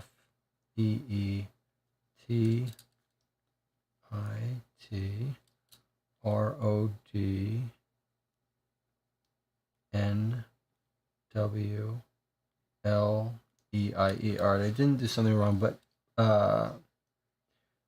there's going to be an offset, I guess. Probably this one goes here. So is it that we're going like this? STAFF.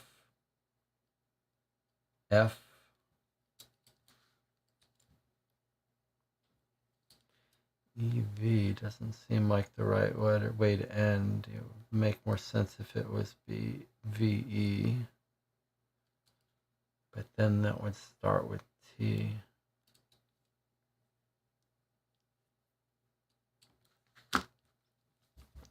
Clearly we're stacking these, but let's see.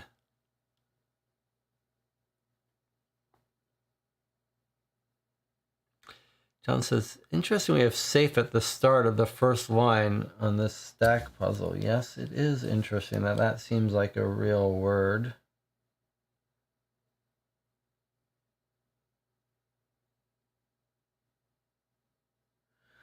If you had to guess, you'd guess it was going to eliminate someone, so we should see some name here.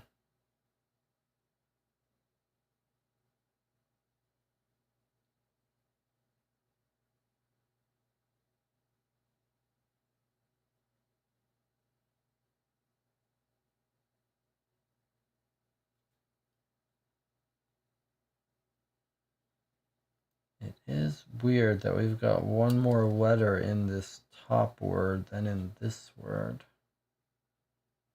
than in this section.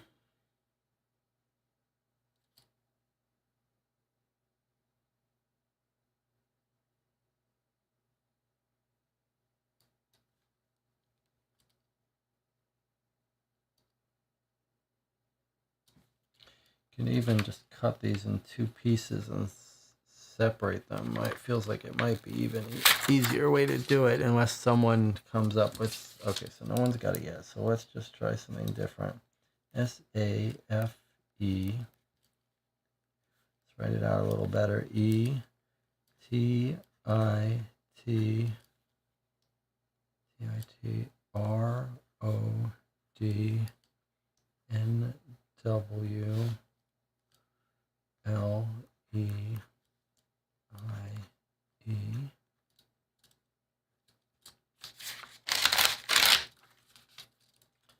And the next line is T.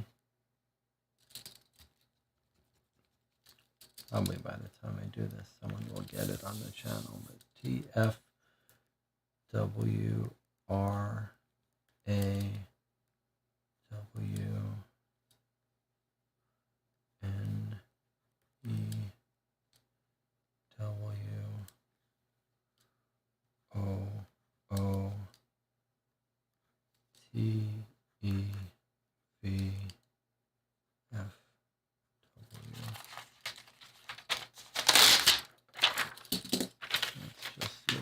work with this a little more easily.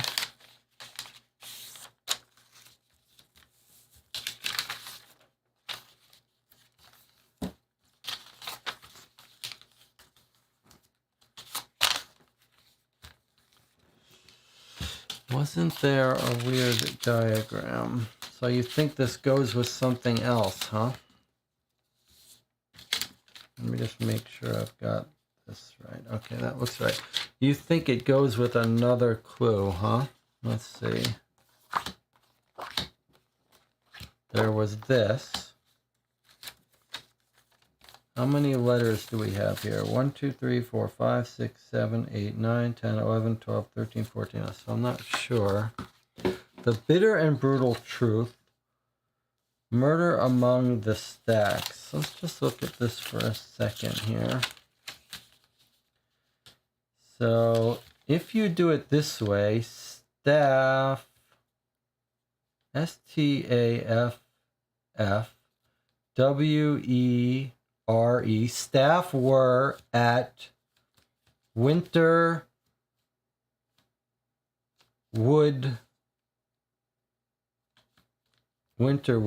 Staff were at Winterwood. Do you see what I'm doing here? I'm just doing it this way. Alternating. So I think here we have it. Just alternate them. So staff were at Winterwood on 12/5. So this says staff were at Winterwood on 12/5. Just write it out here. Staff were at Winterwood on 12/5. So if you go back to our timeline sheet here, painting was moved from the vault to the exhibit hall on 12/5. They were staging it for the show when the power went out and the guard was killed. So on the night of the murder, the staff were at the mansion, at Rosemary's mansion. So we just found out that it's not one of Rosemary's staff. All right, so let's bookmark this.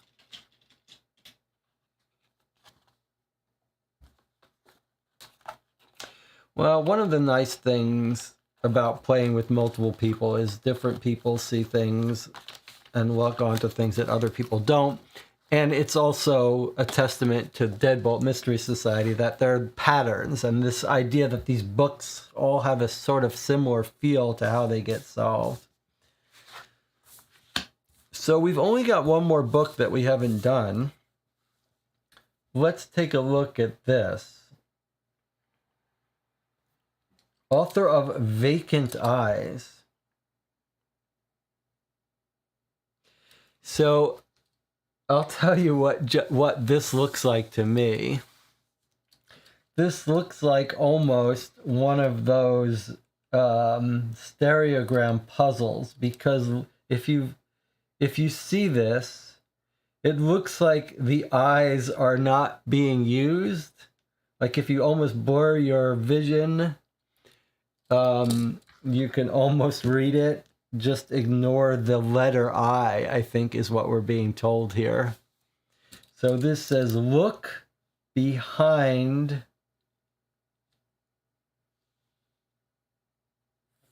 behind fruit and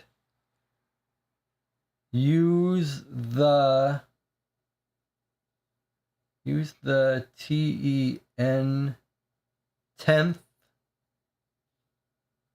letter of each puzzle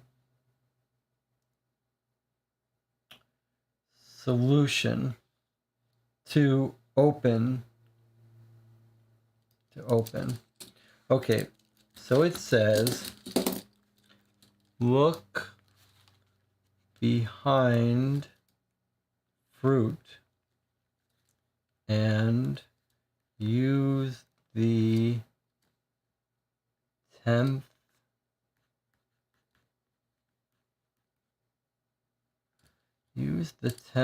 letter of each puzzle solution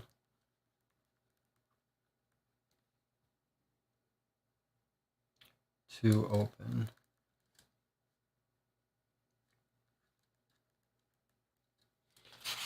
All right, so they've got the last book.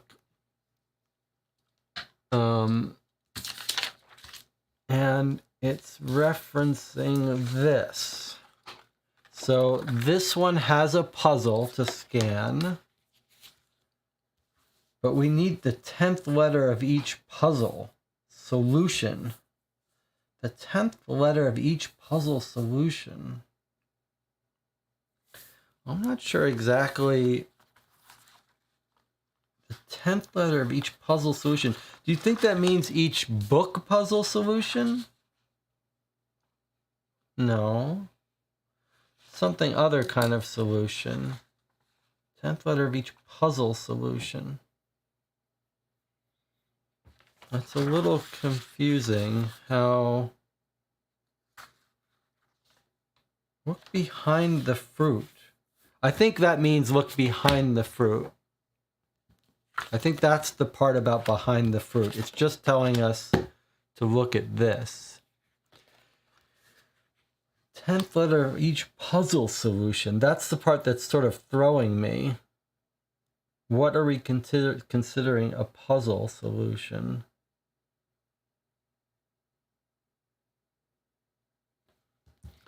All right, well, let's put this aside for a second.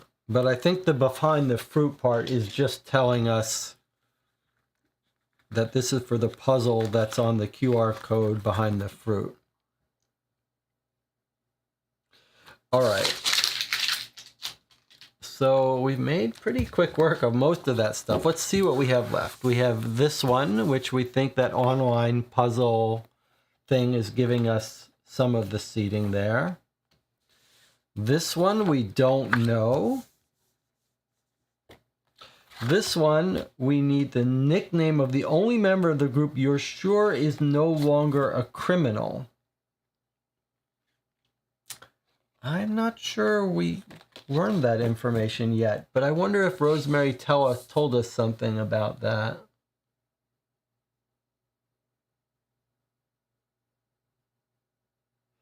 What was the part about the spy is not the spy? The person who stabbed stuff was the spy. I don't know if we know that's not a criminal, though. And then Operation Nickname. And then this we don't know. So,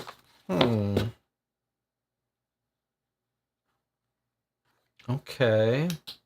We could work on this one. We haven't really looked at these yet, though. I wonder if we should do that. Paolo's signature, not a forgery, wouldn't be T, right? Were we told which one is no longer a criminal? I'm not sure we were. I mean, we were told that the... What was the part about the spy? What were we told about the spy?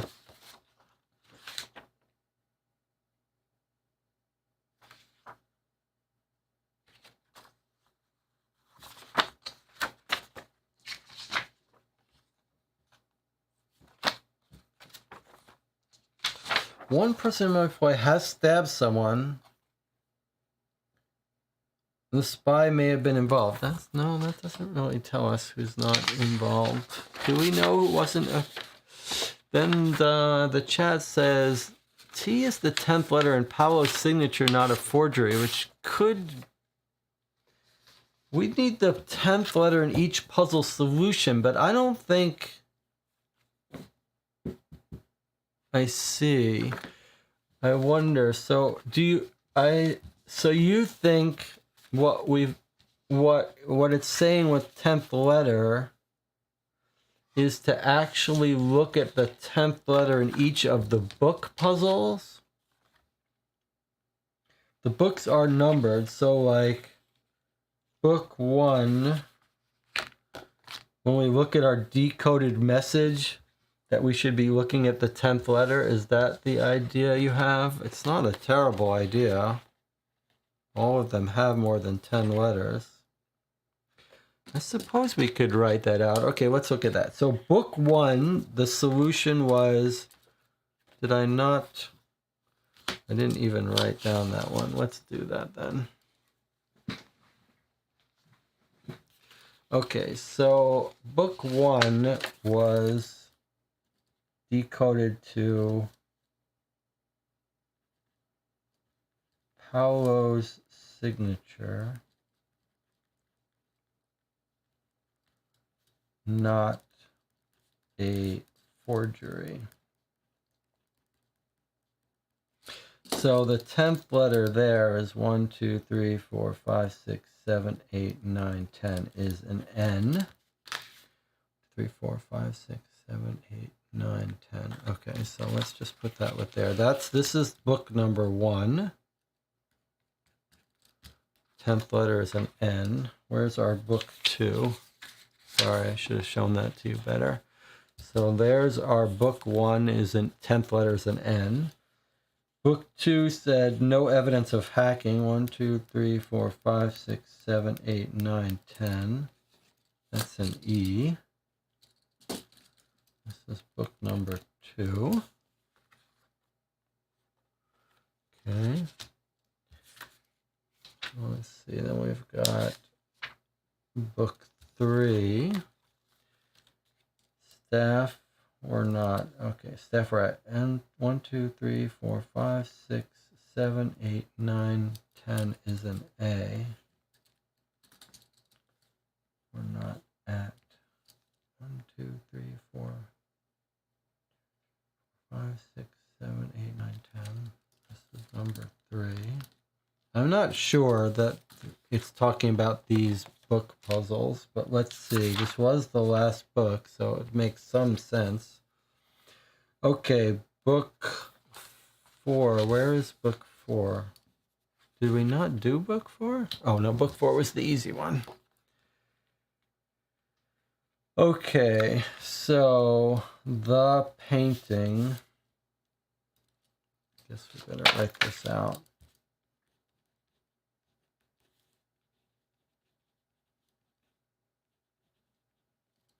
One, 2, 3, 4, 5, 6, 7, 8, 9, 10. It's another N. This was book 4.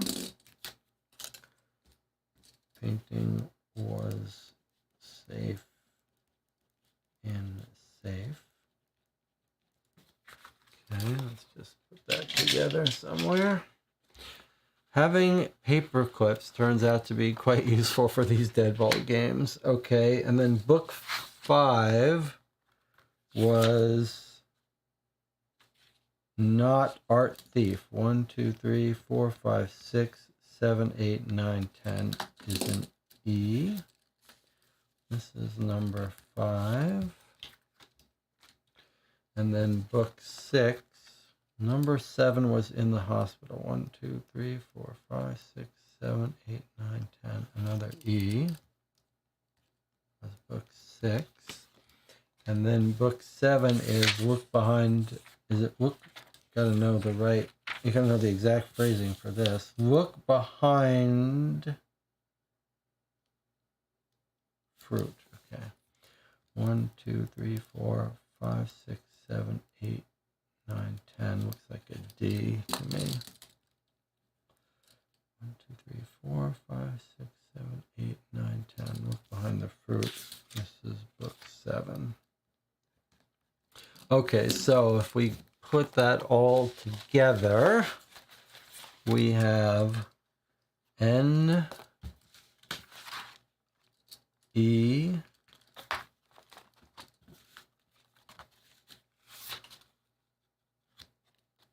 A,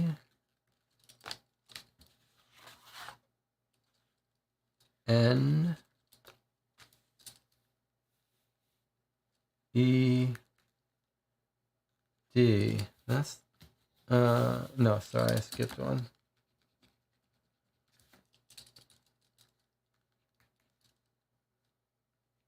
That does not invoke confidence. Neaneed. Something feels wrong about that.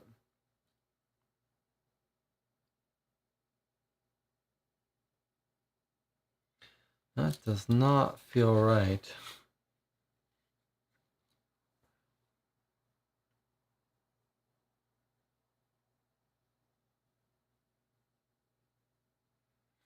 I mean, need seems reasonable, but this first part doesn't.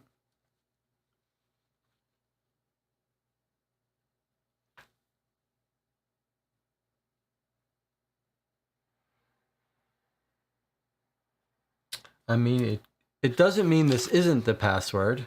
It doesn't mean this isn't the password. It's just not all that comforting that it doesn't spell a word. On the other hand, you know, that could just be the way it is. But we can certainly try it. It's a reasonable guess. Let's try it. Let's see if it works. If it doesn't, it's possible I got one of these letters wrong, or it's also possible these aren't the puzzles it's talking about. But let's try it. Let's try it while we're here.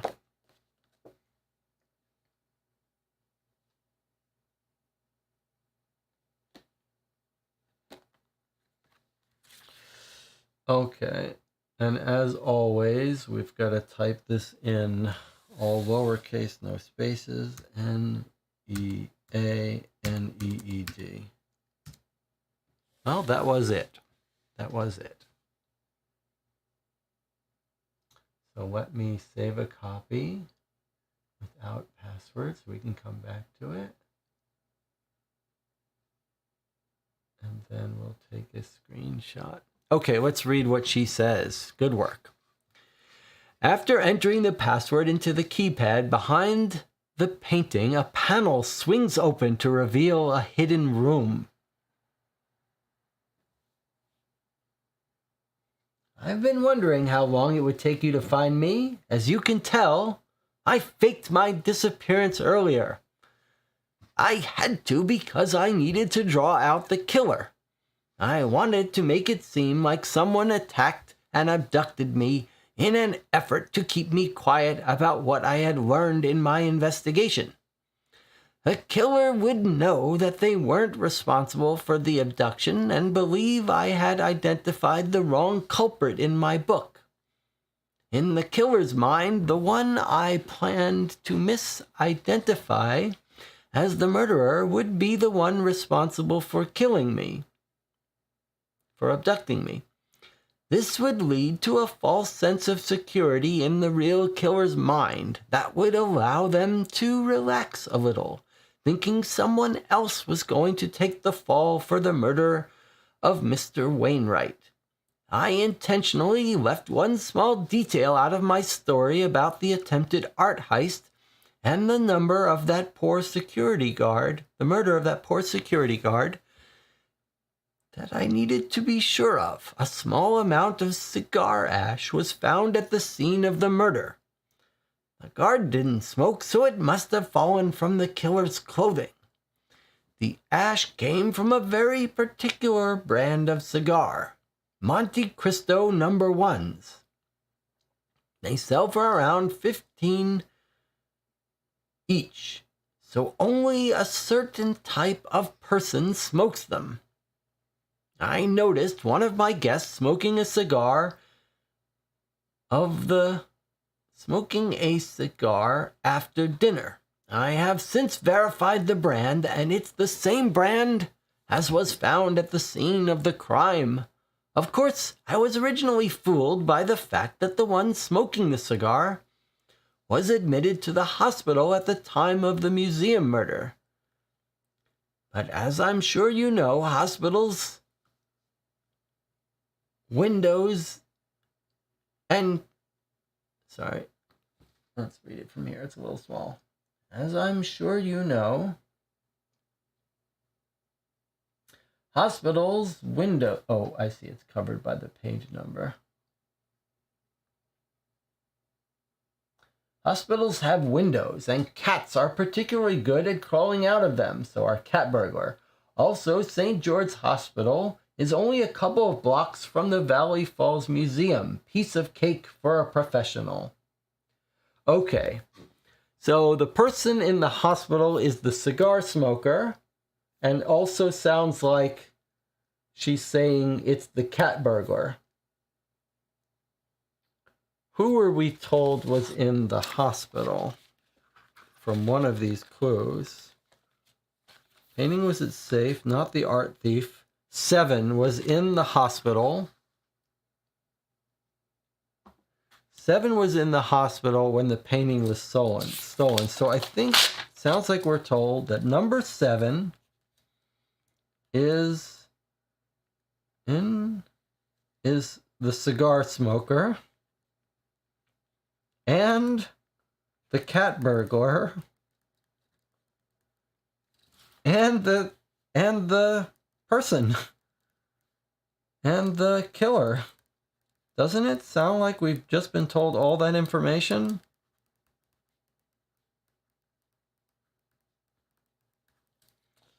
And Rich. It feels like we've just been told that it's number 7, who's the cat burglar, and is our suspect.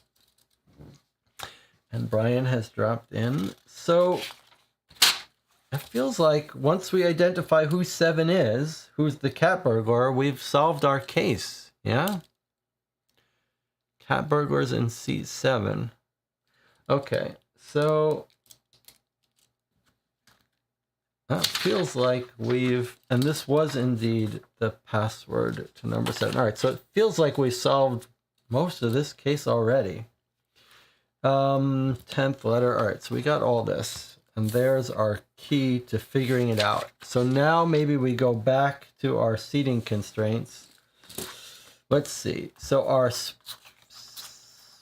where's our cat burglar? Here's our cat burglar. So let's take a look at what we've got. Most people believe a cat burglar to be lithe and sure of foot. While those traits describe most cats, some cats aren't like that at all. As they get older, cats trade in some of their grace for experience.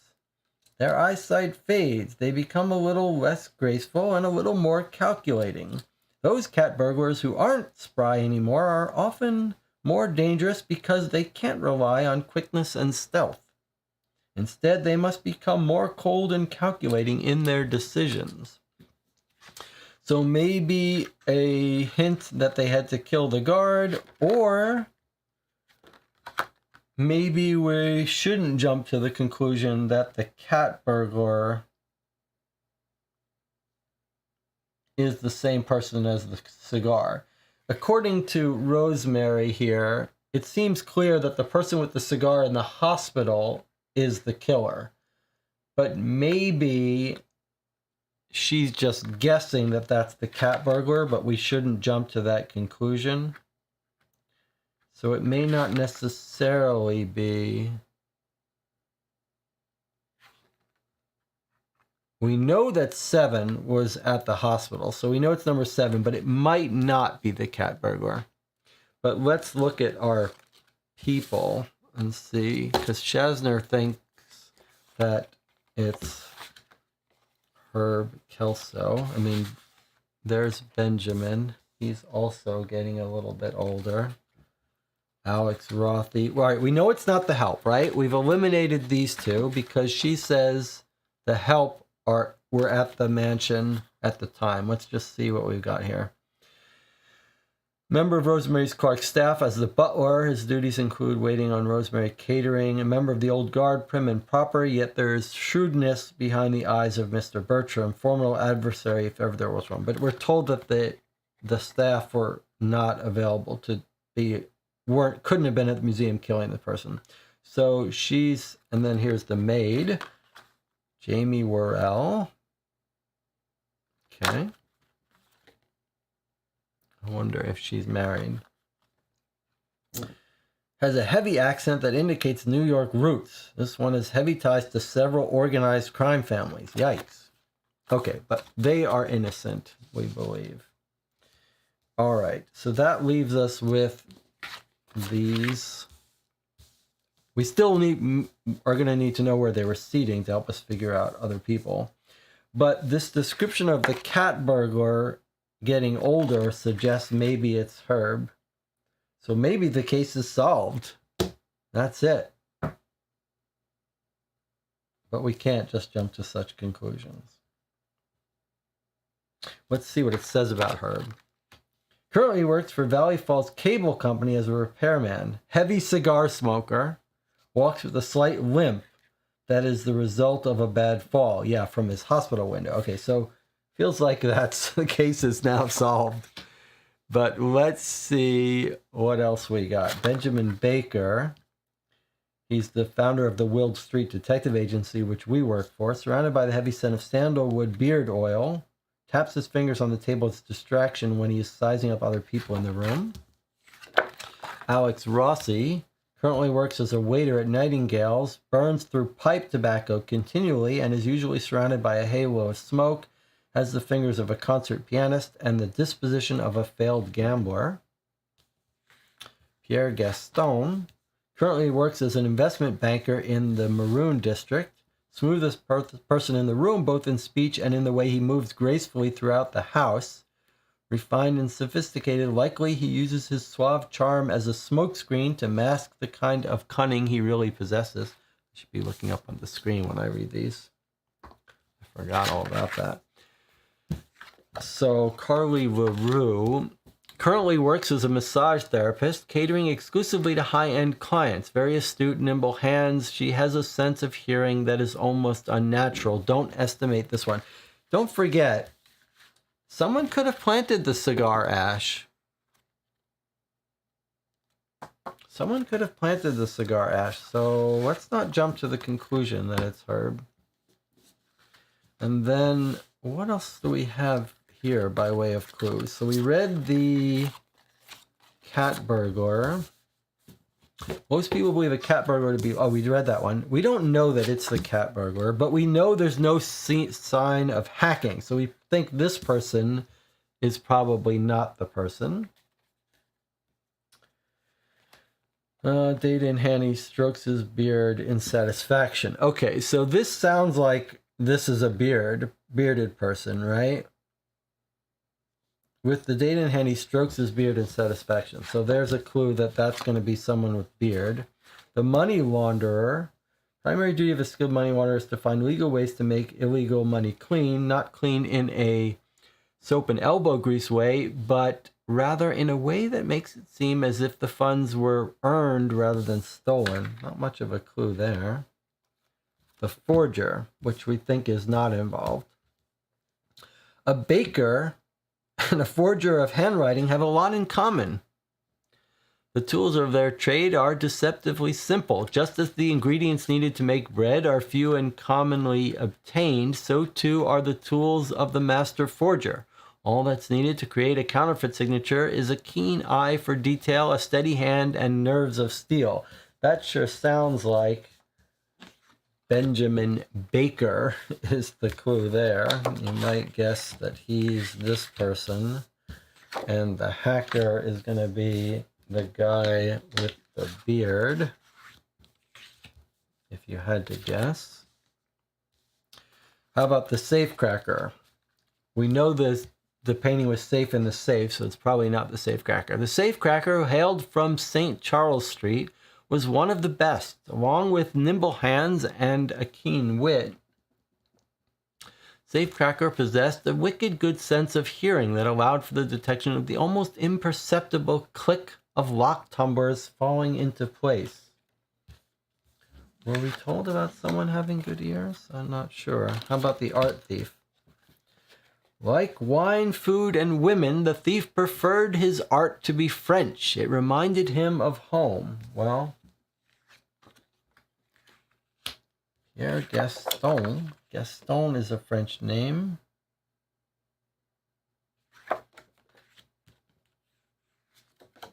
And he's the suave speaker, so it seems like that's a good candidate for him. The spy, this is the person that stabbed someone. Didn't she say this was her help? Yes. So the spy, we believe, is in her employ. So it's going to be either the maid or the butler. A skilled spy is a master of waiting on others. Waiting, in fact, is one of the primary job requirements of spycraft. Those being spied upon rarely do things in a timely fashion. Spies' primary tools are patience, persistence, and keen observation. Which of these two match that?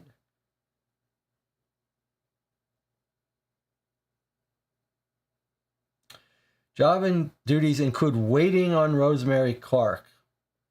Prim and proper, shrewdness behind the eyes. I guess waiting and waiting makes me think that he's the spy.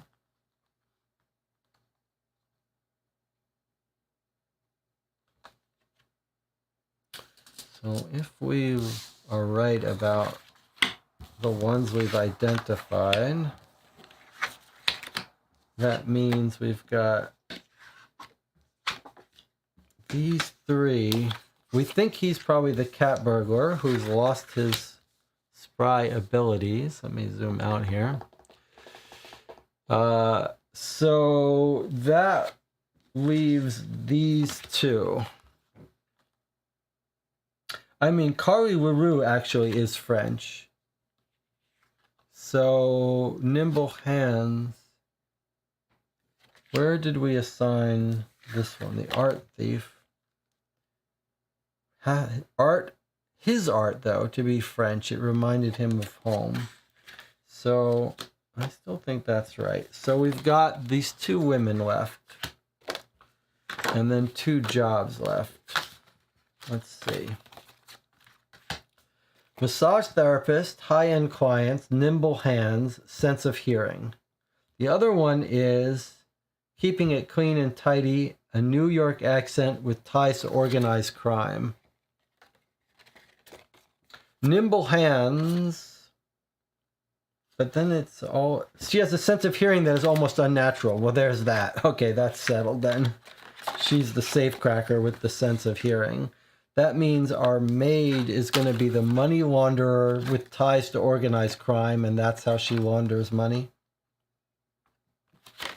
She keeps... there she is. She's keeping things clean, so she's the money launderer. Okay, I think we've got it now. So we've assigned everyone their role. Okay, let's just straighten up here. Well, why don't we take a break? I'll clean up the table a little bit. We'll come back. Feels like we're going to end this case a little early tonight. I'll see you in 8 minutes.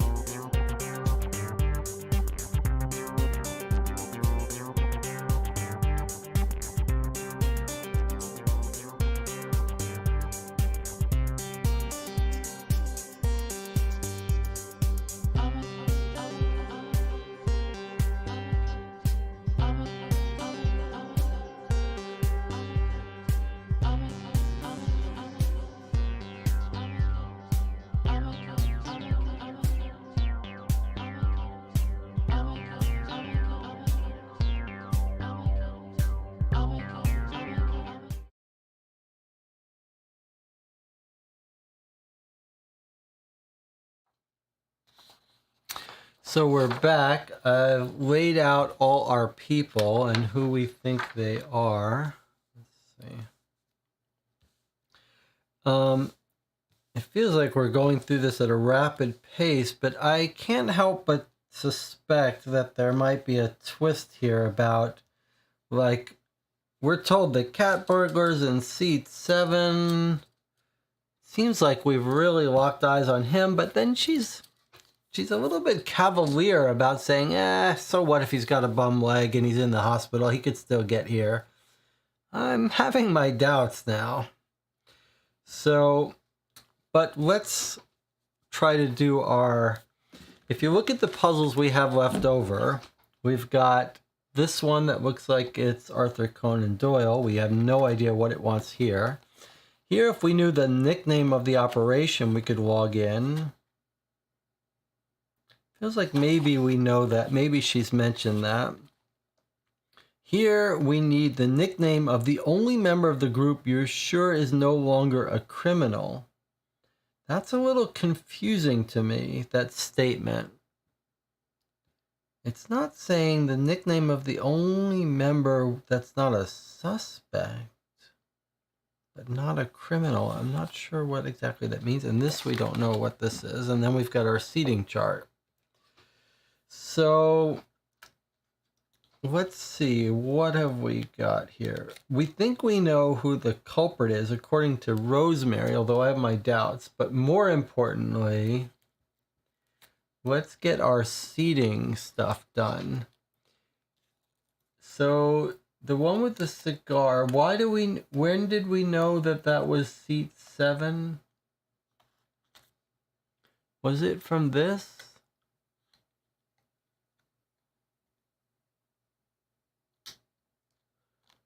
I've written down number 7 is the cigar smoker.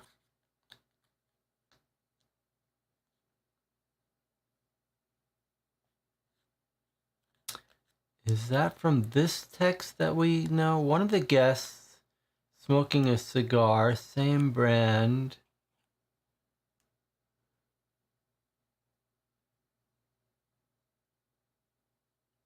Jonathan says there's a stream hiccup. Still getting video, says live. It looks okay from here. Let me know if it's okay. I don't know where we got that this was seat 7, but I believe we were told that this was seat 7 for these two.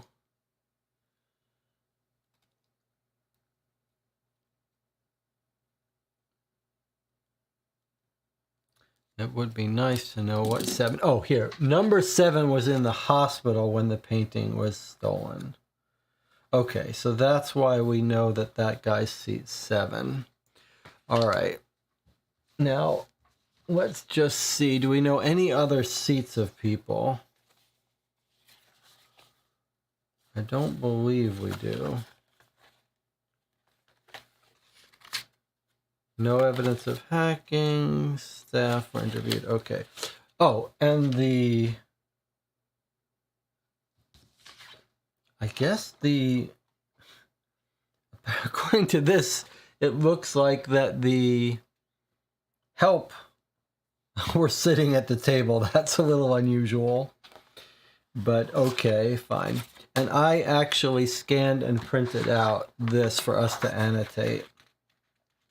All right, so we believe that here at seat 7 is Herb, and we believe he's the cat burglar. Okay, well, let's go now. I should have printed it out, but I didn't. Let's go to our chart here. I wish I had printed that out, but we'll just walk through it here. Okay, the hacker wants to sit at a corner on the same side of the table as the art thief. Okay, the forger wants to face the cat burglar. Okay, so if we're right about that, then this would be the forger, who is Baker. Benjamin Baker. All right, going back here. Art thief wants to have the spy's immediate neighbor. As the guest of honor, I should be at the head of the table. Okay, so Rosemary is either here or here, depending on what we consider the head of the table. And then we'll come back and fill this in more as we go. The money launderer wants to face the hacker. Okay, we don't know where that is yet. The art thief wants to sit in the blue chair. Okay, fine. So here is our art thief, who we believe is Gaston. All right, going back. The spy wants to have the art thief and the safecracker as immediate neighbors. The spy wants to have the art thief and the safecracker as immediate neighbors.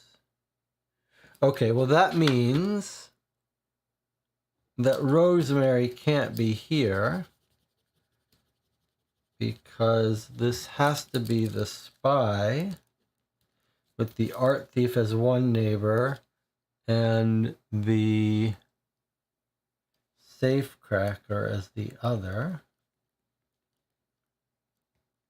which puts Rosemary here at seat 1, which makes complete sense.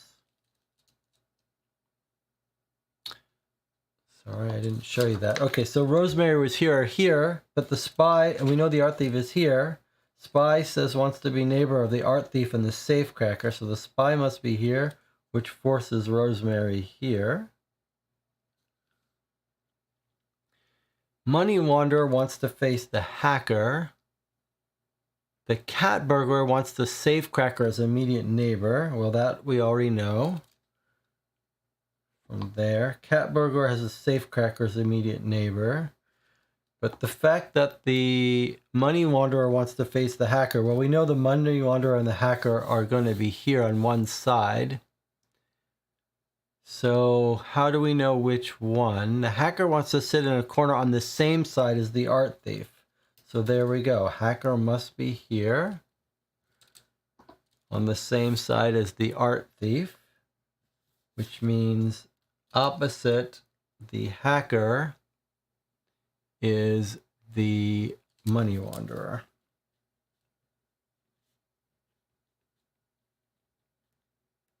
So that's it. We have our full diagram now. A little hard to see with this pen, but we've got the hacker, the forger, the art thief, the spy, the safecracker, the cat burglar, the money launderer, and Rosemary herself.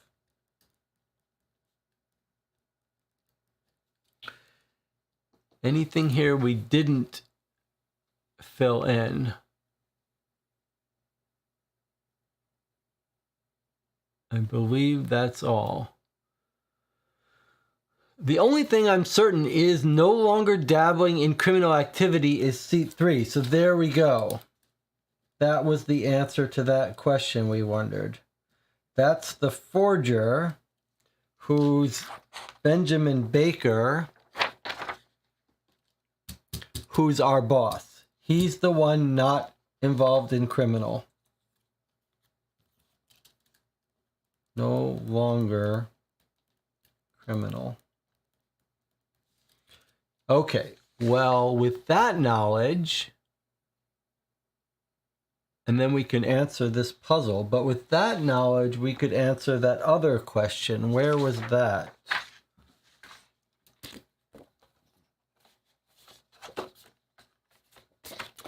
Now that we know Benjamin Baker is not involved in criminal activity, we can use the nickname of the only member of the group you're sure is no longer a criminal. Is his nickname Baker, or does he have a different nickname? What's...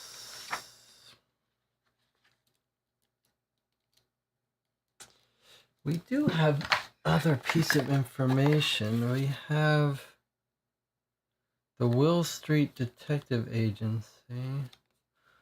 I was trying to think, what is his nickname? Is it just Baker? Or why are we assuming it's Baker?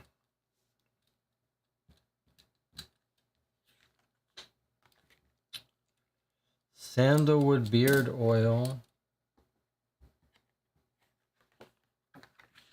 Does she reference him in some way?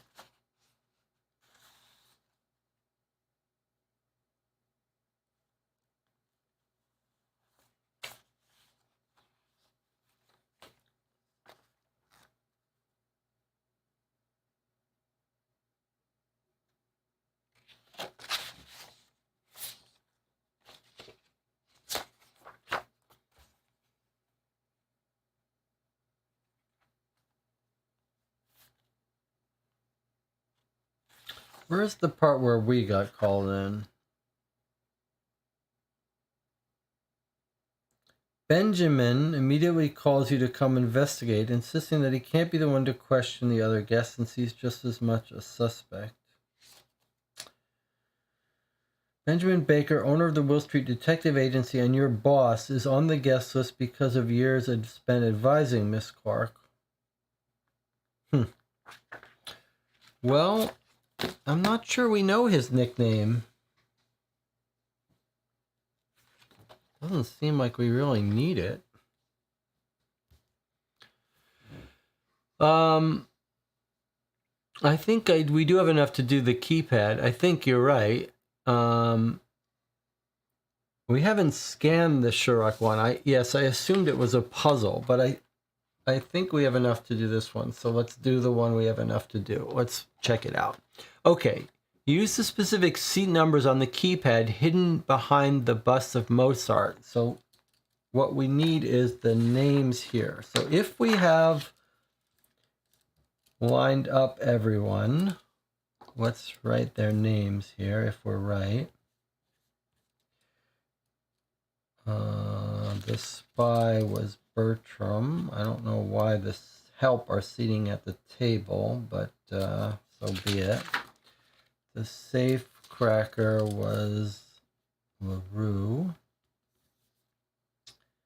The money wanderer we said was Worrell.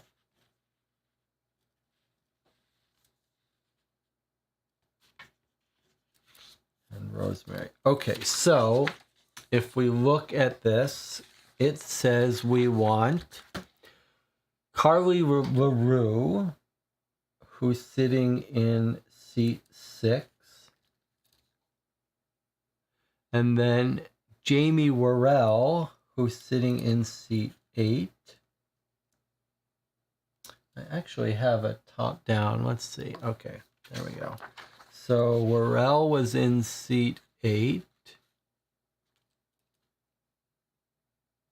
Benjamin Baker is in seat 3. Alex Rossi is in seat 2. And Pierre Gaston, we think, is in seat 4.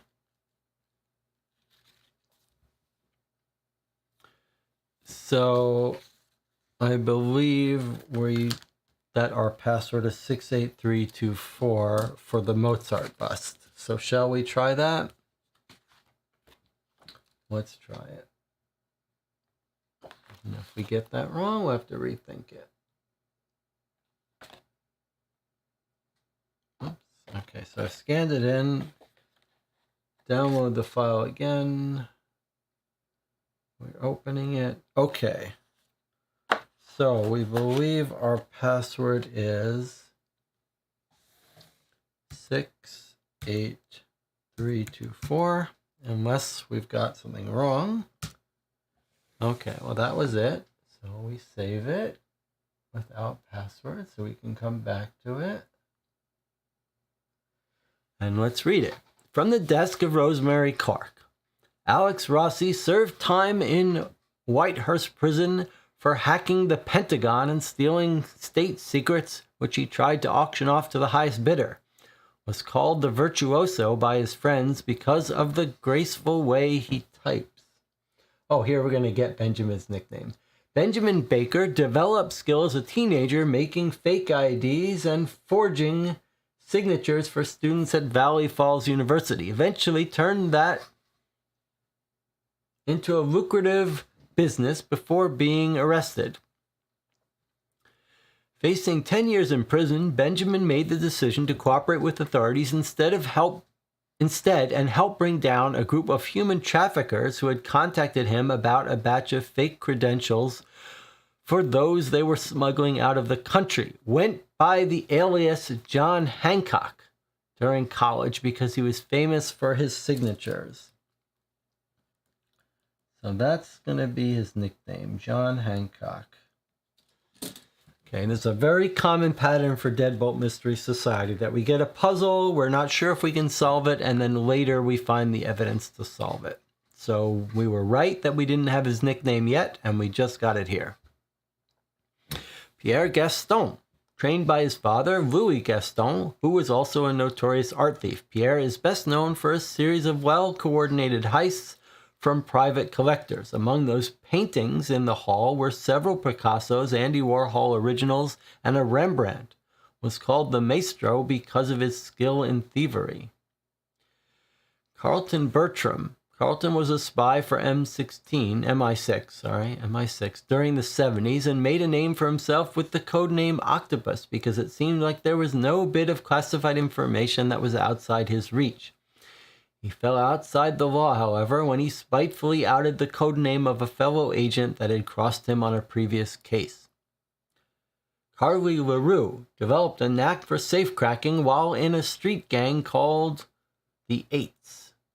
After a series of bank heists, she was arrested and served 5 years in Whitehurst. However, after some persuasion, she testified against her former gang and received an early release. Also referred to as Grace by her friends because of her demeanor in extreme pressure situations.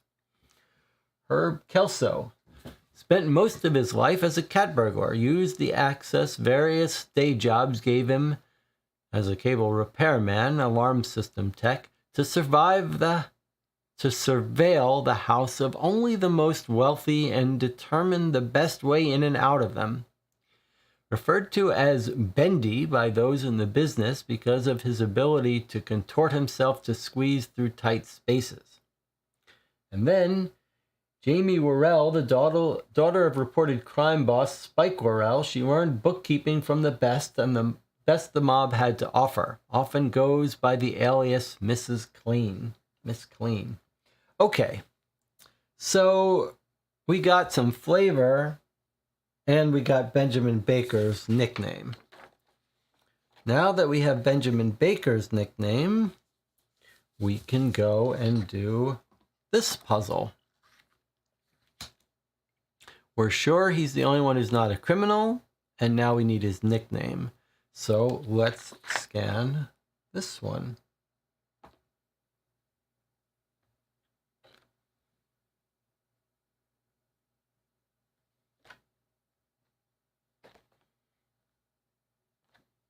Okay. So this one his nickname was, and remember this should be all lowercase, no spaces. So John Hancock. Okay. Here's the plan. The lights will go out. I will drop your bracelet and sprinkle a bit of that red corn syrup concoction near the spot where you were standing. You will disappear. The lights will come back on and everyone will think the worst. It will work, I have no doubt. Then Operation Unmask will be underway. Okay, just a little bit of flavor that she figured out that the Benjamin Baker was going to help her do this. So lights go out, he drops the bracelet, he puts the fake blood, and he's working with her. So that was just a little bit of flavor for us. And then this is done.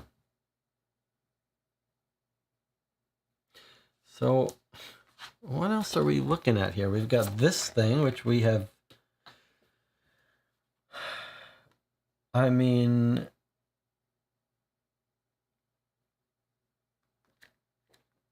I don't know why we need that.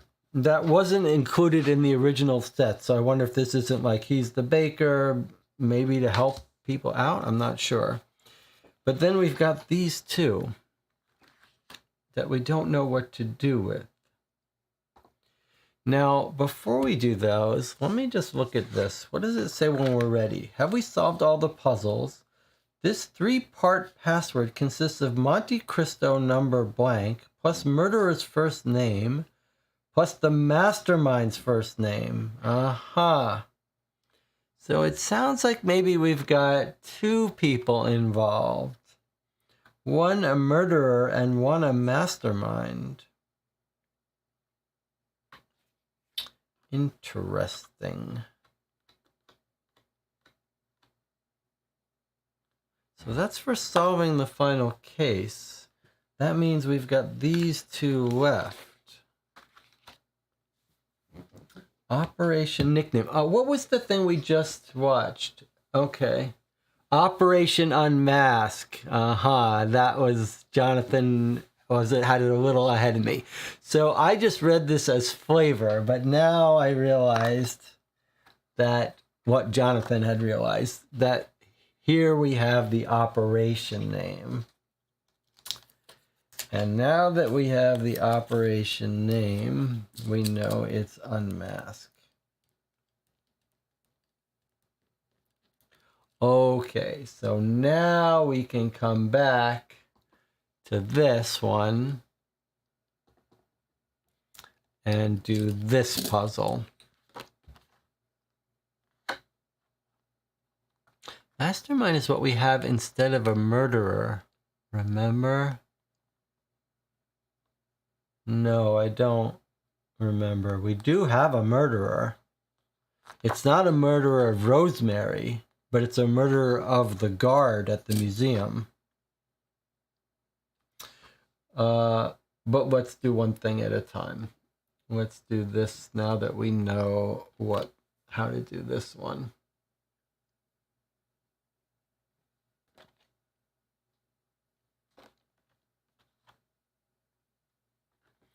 Okay, so it wants this password, unmask.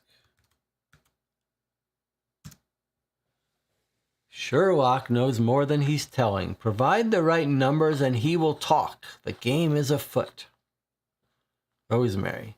Library, wine cellar, sitting room, music room, dining room, wine cellar, bedroom, writing room, art room, kitchen, library, wine room, sitting room. Okay, so this sounds like it might want these numbers here, I'm guessing, because we've got music room, wine room, etc. So, and then here is we were right about Arthur Conan Doyle, or Sherlock Holmes at least. So let's save this first so that we can go back to it if we needed it. All right. So provide the right numbers and he will talk. That's a lot of numbers.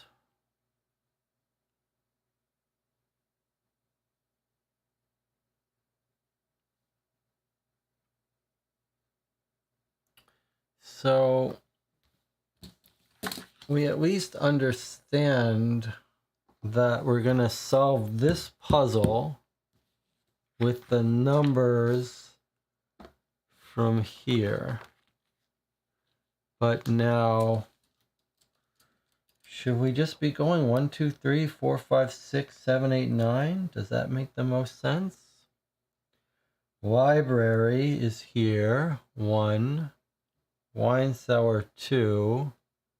Sitting room, 3. Music room, 6.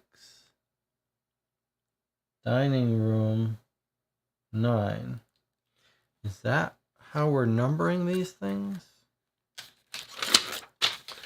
Let's just try it. 1, 2, 3, 6, 9. Next line is wine cellar, which is 2. Bedroom, which is 5. Writing room, which is 8, assuming that these are the right numbering. Then the art room,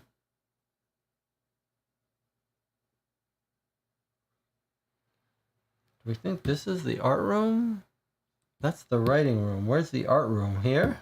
No, that's going to be the kitchen. Where's the art room?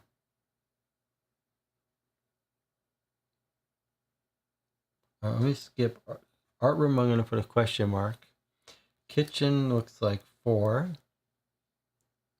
Library's 1. Wine room is 2. Sitting room is 3.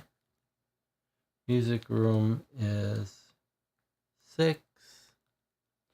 Dining room is 9. Writing room is 7. Last line, dining room is 9. Writing room is 7. Art room is our question mark.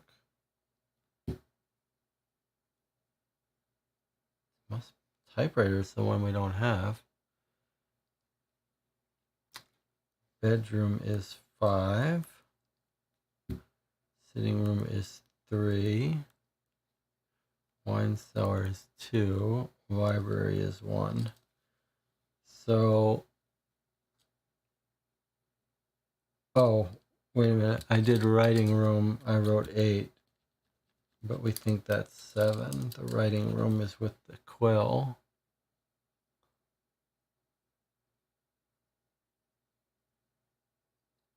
I'm going to circle the writing rooms as 7s as being suspicious.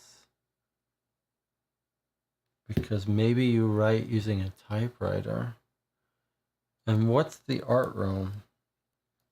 Let me check in the chat and see if people have different thoughts than me. What's going on? Jonathan Warner says, I won't say any more, but I don't think it's just numbering them. Okay.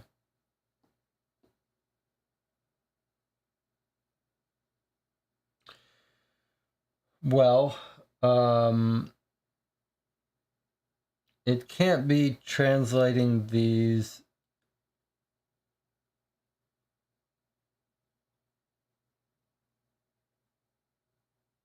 No, let's think.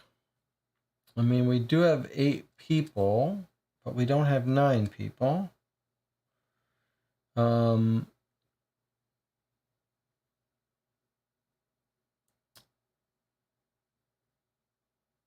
It's not going to be numbers into letters because... Sorry, it's not going to be numbers into letters because 1, 2, 3 would be A, B, C. And then D, E, F, that would be F. So these are not spelling out a word. Let's do it pictorially. Okay, so look, 1, 2, 3, 6, 9. So that looks like the letter 7. That's what it is, isn't it? So the first one is the number 7. The second one goes 2, 5, 7 like this. Or do we think it's straight down? This must be the writing room must be 8. So that's a 1. On the second line is going to be a 1. The third line goes 4, 1, 2, 3, like this. Then down to 6 here. So starts at question mark. Maybe art room was here. Maybe we think this is. So like this, up here, across, down, and here. So that's going to be a 0. Then this one goes 9, 8 here this way, I think. 5, 3, 2, 1, like this. There's our letter 2, number 2. 1, 2, 3, 4. 1, 2, 3, 4. 7102. Okay. So that's why they were connected as we were doing them. And this was a little clever thing that was wrong, but given that you know it's making things, then it had to be reversed. Okay. So 7102 is our Sherlock Holmes puzzle. And what does it say here? Sherlock knows more than he's telling. Provide the right numbers and he will talk. Okay, well, that was cute.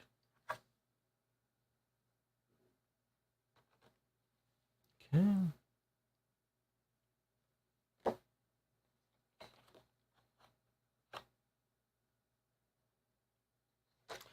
Okay. 7102. Feels like we're almost done with this case. All right. Let's save a copy of this without the password. We haven't had to come back yet, but if we do, this will help. Okay, so benefit fundraiser. This is going to be our mastermind probably, maybe. Mrs. Clean. Let me make sure I'm clear on the plan, number 1. I go to the hospital to spend some time with Nia and see if I'm a match for the kidney, number 2. Oh, for the kidney, period. Number 2, I slip out the window as soon as I can so that cameras don't see me leaving. Head to the museum, get in, and grab the painting. Then head back. Number 3, you'll take care of selling it and laundering the money. Then the 2 of us will split the proceeds and I can use my half to pay for Nia's treatment. Thanks for cutting me in, Herb. 12/4/17. Okay, so then here it's a benefit for Nia's battle against kidney failure. So this is going to be his wife, right? Or at least someone he cares about. Nia Carlo, she's stage 5 kidney failure and needs our support. Donations can be made at the Bank of America, hem of his garment project. Sponsors are the Mulberry Church. So Herb is making a deal with Mrs. Clean, who is going to be the money launderer.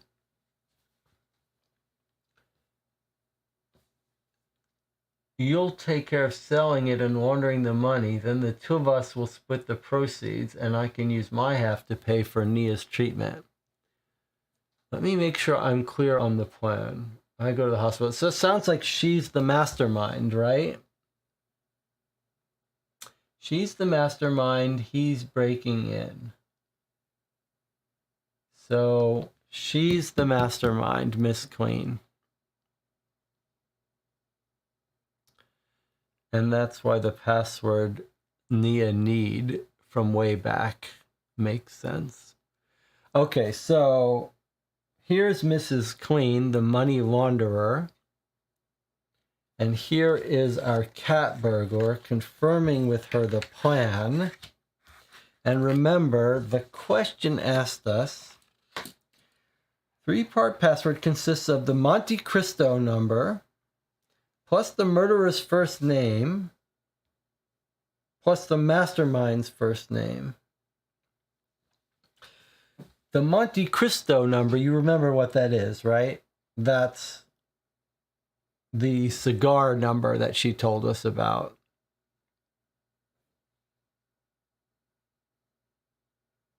All right. I'm trying to remember which clue it was where she told us about.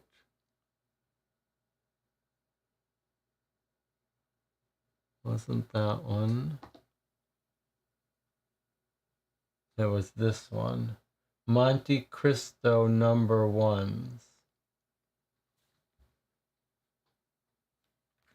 All right, so if we understand everything, it's Monte Cristo number ones, WONES, plus the murderer's first name, which is Herb, plus the mastermind's first name, which is Jamie, or Jame, Jayme.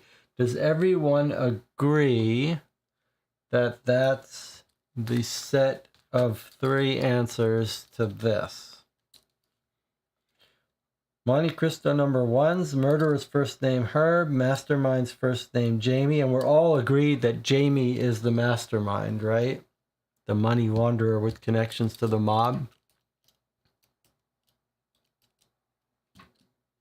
All right, well, I guess it's time to try to solve it. Let's do it.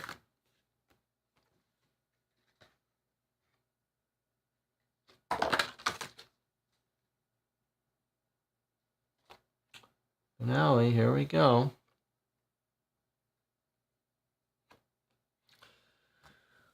All right, so all one word, all lowercase. So I'm typing ones, Herb, and Jamie or Jame. Let's see. Enter.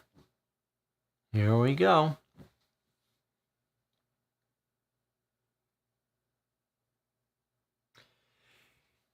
Jamie Worrell is the mastermind behind the attempted art theft that resulted in the tragic death of security guard Burt Wainwright. When confronted with the truth, Jamie protests at first, but stops denying the accusations when Herb says, they figured it out. He turns to Rosemary and says, I'm sorry, it wasn't supposed to happen that way. Nobody was supposed to get hurt. A guard surprised me, and I stabbed him before I realized it. I was just trying to get some help for my dear Nia. Jamie confirms Herb's story and confesses that she found out about the painting by eavesdropping on Rosemary's phone calls and hacking into her email. Her version of events doesn't include killing anyone either, but no amount of explanation can bring Burt Wainwright back from the dead. The deed is done. The thunder shakes Winterwood Hall with vengeful hands, and it seems that God himself is preparing to bring judgment on the sinners inside the weather-worn manor. However, the whine of sirens cuts through the roaring wind, and the police arrive before the Almighty takes action. They lead both Jamie Worrell and Herb Kelso away in handcuffs while the other members of the party look on in disbelief. The evening has come to a close, and Benjamin takes the opportunity to ask Rosemary something that has been nagging at him all night. You knew enough about this crime, how this crime went down, to write a fictionalized account of it. Why not just go to the police first and turn the guilty parties in? Why all the theatrics? A tear slid from Rosemary Clark's eye as she considered her answer. I was hoping someone could and would examine the facts as I understood them and make different conclusions. I knew Nia needed a kidney. I knew they were struggling, so I paid off her medical bills in secret. How could I have known it would lead to this? Benjamin looked stunned. So, Herb did all this for nothing? Rosemary nodded. I'm afraid so. Herb wouldn't have even been there on that night if not for their financial need. Burt Wainwright died for nothing. Granted, Jamie Worrell might have still tried to steal the painting, and the outcome might have been the same. However, I think that all of this would have turned out differently had I simply told Herb what I had done for him and Nia. Herb had a weakness that she exploited. Under other circumstances, he would have told Jamie no, I'm sure of it. Well, it's not your fault, Benjamin said. Well, maybe not, Rosemary admitted, but that doesn't make me feel much better. I wish I had told him. Well, it really is a dark and stormy night, isn't it? Benjamin asked, handing her a glass of brandy. She nodded. Oh, a dark and stormy night of the soul. Outside, the thunder continued to rumble, and the long, cold rain continued to fall. So there you have it. We've solved the case. One of our quickest cases. I'm not sure I agree with the 7.5 difficulty level, but let's do this. We'll take a 5-minute break. We'll come back and we'll give our final thoughts. Everyone who has played or stayed in the background and just watched, love to hear your thoughts. We'll hear them in 5 minutes.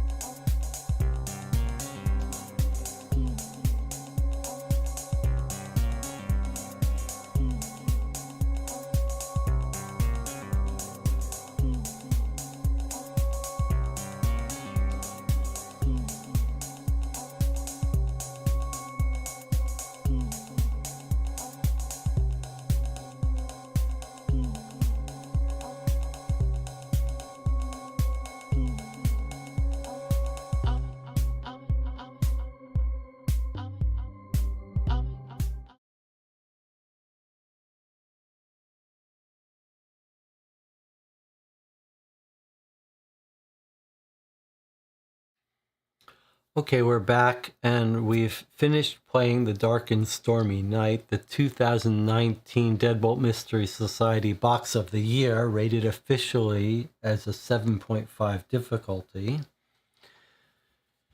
And we've solved it in about 3 hours. And now we're going to talk about the experience. Let's catch up on the chat and see what Jonathan Warner has to say.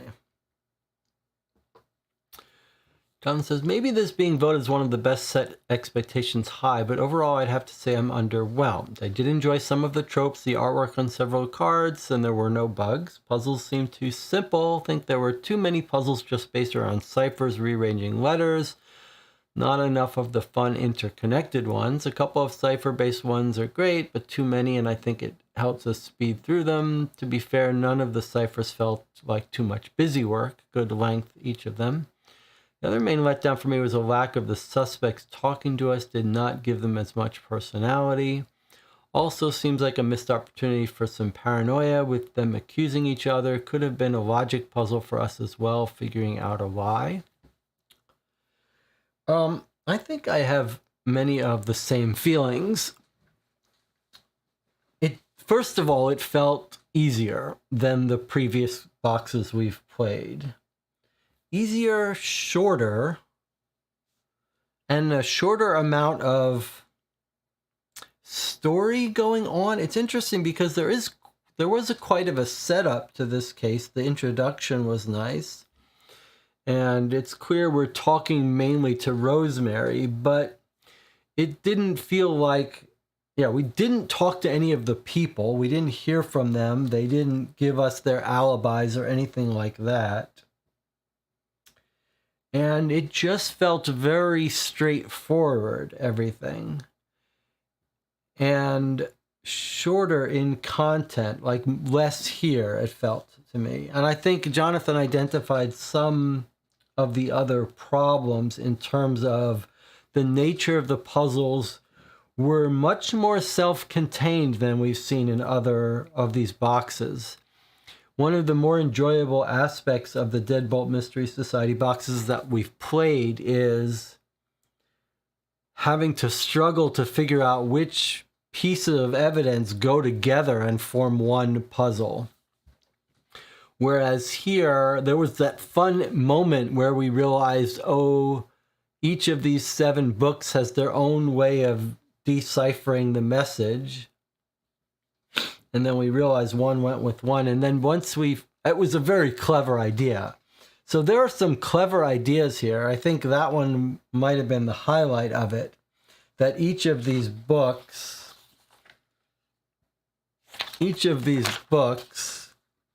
had a very clever system where they each have a different kind of encrypted message, and the clue to decrypting them are what the name of the book it references, author of The First Shall Be Last. That was fun. That was clever little stuff. But we chewed through those at such a rapid clip at that point that it went pretty quickly.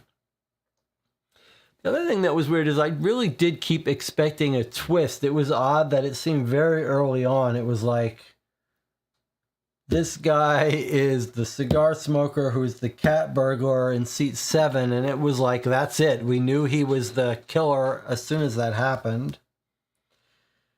And we knew the question said, who's the mastermind, which we hadn't encountered yet, but there was sort of never a moment where we stopped and said, what next? Or how do we figure out something new? We were just on the train.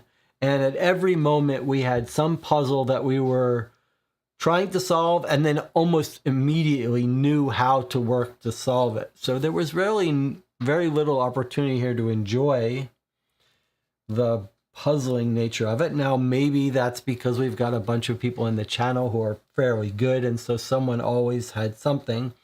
There was that cool puzzle with the audio clue that was actually would have taken me a while to solve, but the channel figured that out very quickly. So it's a little tricky to say it's easy when you've got a bunch of people working together who are experienced, and you could see how some other group might not have been so lucky. But I do think even if if you got stuck at a puzzle for a while, it was too straightforward here.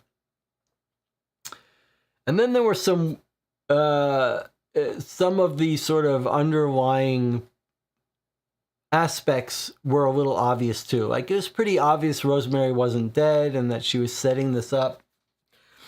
It would have been nice if there was a little bit more of a twist or something, the way some of the other boxes have. I have a suspicion that the part of why this was rated so highly as the box of the year has less to do with the depth of the puzzles and more to do with just the theme and tropes of this woman calling people together in a house, staging her own death. Basically, Agatha Christie-like setup. You can see if many of these Deadbolt Mystery Society boxes are like serial killer on the run, leaving puzzles to find him and murdering people. This one was a much more sort of subtle, cozy mystery style setup. And that was nice. I think I liked that was the setting here. It was a nice change of pace. And thematically, I fully bought into this idea that she was hosting this gathering to announce her new book. And she's brought all the suspects together. All of that was great. It's just, it was a little thin in the end. Jonathan says, the bracelet too was not for anything. Yeah, I actually thought halfway through, we are going to get a puzzle where this is going to tell us what to look at. But it was just a worthless thing. I'm not a fan of these props that serve no purpose. This was even worse than that because it seemed so the fact that it was left on her seat when she died was just like, you could imagine someone went into the office one day and said, hey, I found out we could get these for a penny each, work them into one of the mysteries. And he's like, yeah, we'll just call it a bracelet and put it on her chair when she died. It's not just that this prop wasn't functional, wasn't used by us, but it really was out of place even in the story that her bracelet was on her chair. So, yeah. And it was kind of crazy how quickly everyone got assigned to their seats. It was a little anticlimactic. Yeah.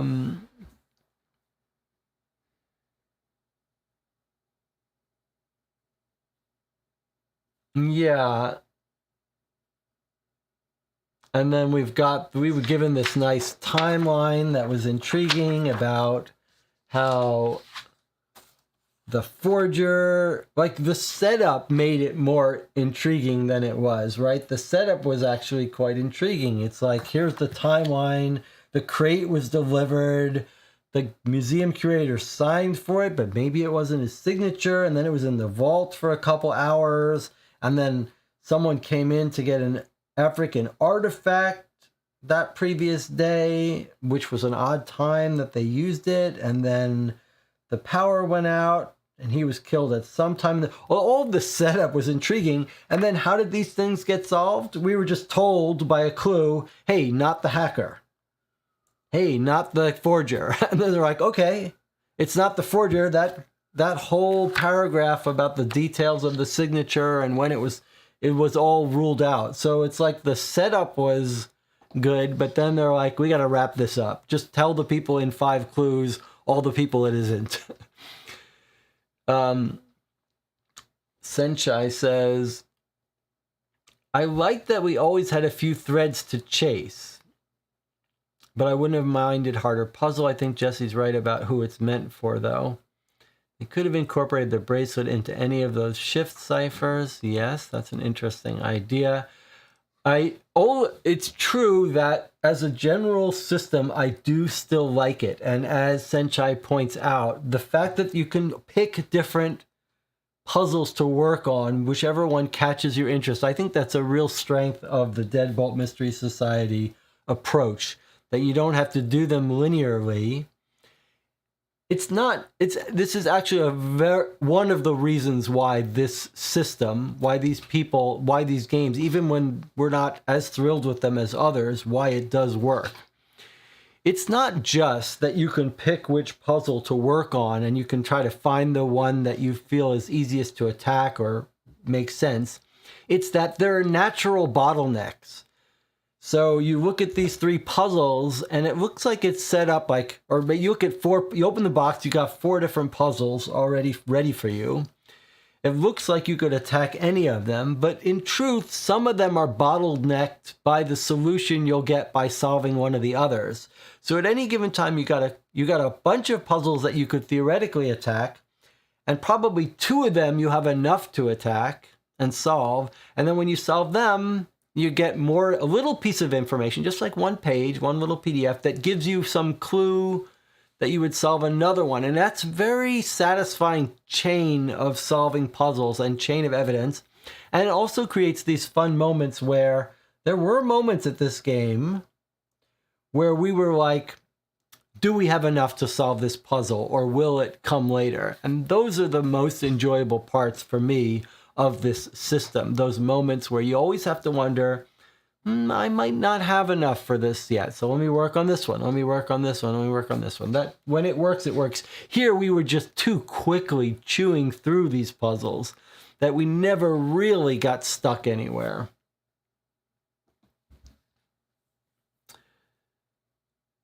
Senchai is suggesting ways that the bracelet could have been used. I think having a few threads to chase at once reduces frustration. Yes, I think you're absolutely right. You can take a break from the one you're stuck on. Yeah, I think you're absolutely right. It really does make it more enjoyable and more flexible depending on your group and what you get stuck on. Plus, in the back of your mind, you're always thinking, do I have enough to solve it? And it's almost like a little meta puzzle itself, isn't it? Like the meta puzzle is, does your gut tell you you have enough information to solve this puzzle? Even before you actually tackle it, you're playing a different sort of game, a different sort of puzzle solving. You're sort of solving the puzzle of, do I have all the pieces for this? And that's a fun little meta problem before you actually get into the puzzle. And sometimes you have to say, well, let's just try it. Like the perfect example of that was this one. There's the perfect example.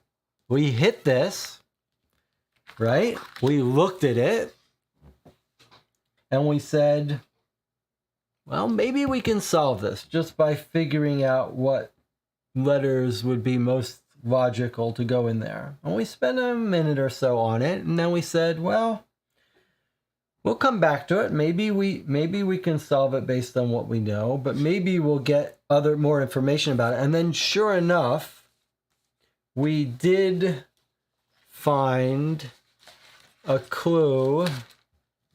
Which one was it? We did find one of the book clues, which was this one. And from the author of The Hangman's Tale. When we saw that and then saw this list of letters, we said, aha, this goes with this. In fact, this was the first one I think we found that connected. And once we did this, we said, oh, okay, all of the books may have some other little puzzle they go with. So that was actually very clever and satisfying and a great example of not being sure you have enough to solve a puzzle. It's just they were too easy for us, I think, and a little shallow in terms of story, twists, narrative.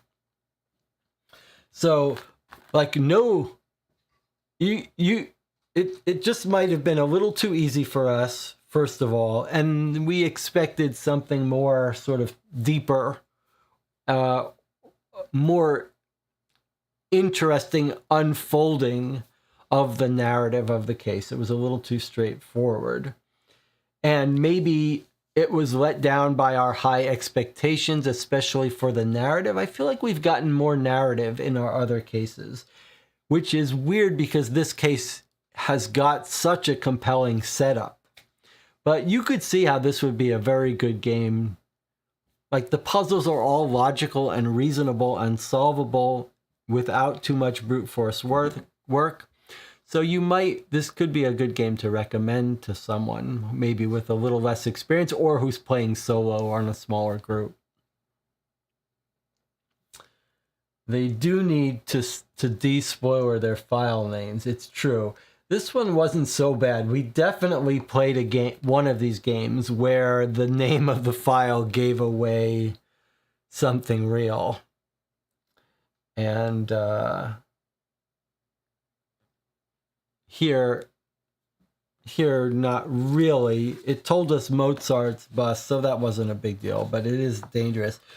The other thing like getting back to the theming of it, like, it was fun. We started out with these classic books, right? One of the puzzles used them. That was pretty cool. I mean, to see these books that we know of, and a dash of little multimedia, just listening to one little file. Again, it resonates with me, this sort of, I feel like it's a good trade-off in terms of the work involved and the variety. Like, you could imagine another company would have a higher quality multimedia site and higher quality, writing and production on some of these things, like the web page and stuff. But for me, it feels like at the right level. Like, this is where I want them spending their time. The fact that they can produce these once a month of this quality is pretty remarkable. But I'd say probably my least favorite of the five we've played. Jonathan says, it's a little surprising that no one died in the course of this case. Yeah, I think you're right. A little bit of a also weird that it wasn't that satisfying to solve it. Like, we arrested the poor guy who was trying to take care of his wife, but I guess that's okay. That was the theme. But Jamie, she didn't even confess here, did she? I mean, I guess she confesses, but we don't hear her speak. Maybe a little bit of a narrative miss here that we don't, like, it's pretty, I wouldn't have minded hearing her confession.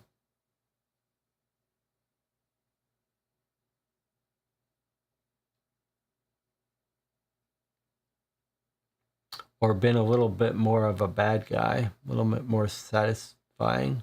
Jonathan says it might have been nice to have a map of the manor puzzle.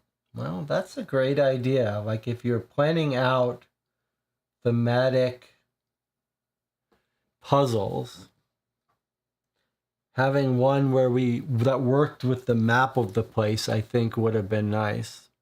It feels like here's an interesting point.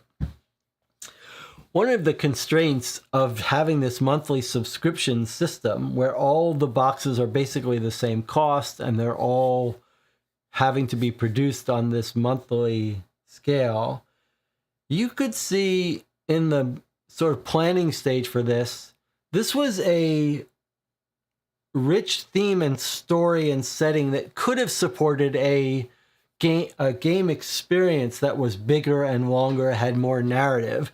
But the format that they've constrained themselves to make that impossible.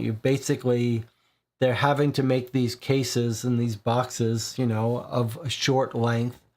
And it's sort of a shame that they're not allowed to do bigger, longer cases.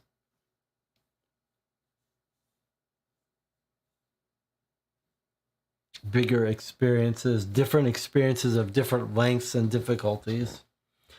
They've sort of put themselves in that box, literally speaking. All right, well, I had fun. I still enjoy this system. Everything is very well done and clean and works, especially now that we've got our PDF stuff. And I do appreciate the narrative setup for these games. A nice long narrative setup that at least sets the tone. Here, it just promised a little more than it delivered. Any other final comments from the channel before we wrap this up? And then I'll try to do my review soon of these 5 boxes. Where would you guys, Jonathan, you've played all of the 4 other boxes with me. We played the Cabin, the Inheritance, which this one has a little bit of similarity to. The Body Farm, and what was the other one we played? Inheritance, the Lamplight Theater one, the Cabin, Body Farm. Where would you rank this among the games we've played? For me, this is, this one was very clean, bug-free, but especially because of its difficulty level, I think I would put this last. Although if you described the cases ahead of time, without playing the games, and said which thematic setting is most intriguing, this would be at the very top. Like, I liked this setting, this dark house, stormy night, all the suspects confined in here with the culprit roaming among them. I might pick this one as my top number one and, desirable setting and framework as an abstract framework.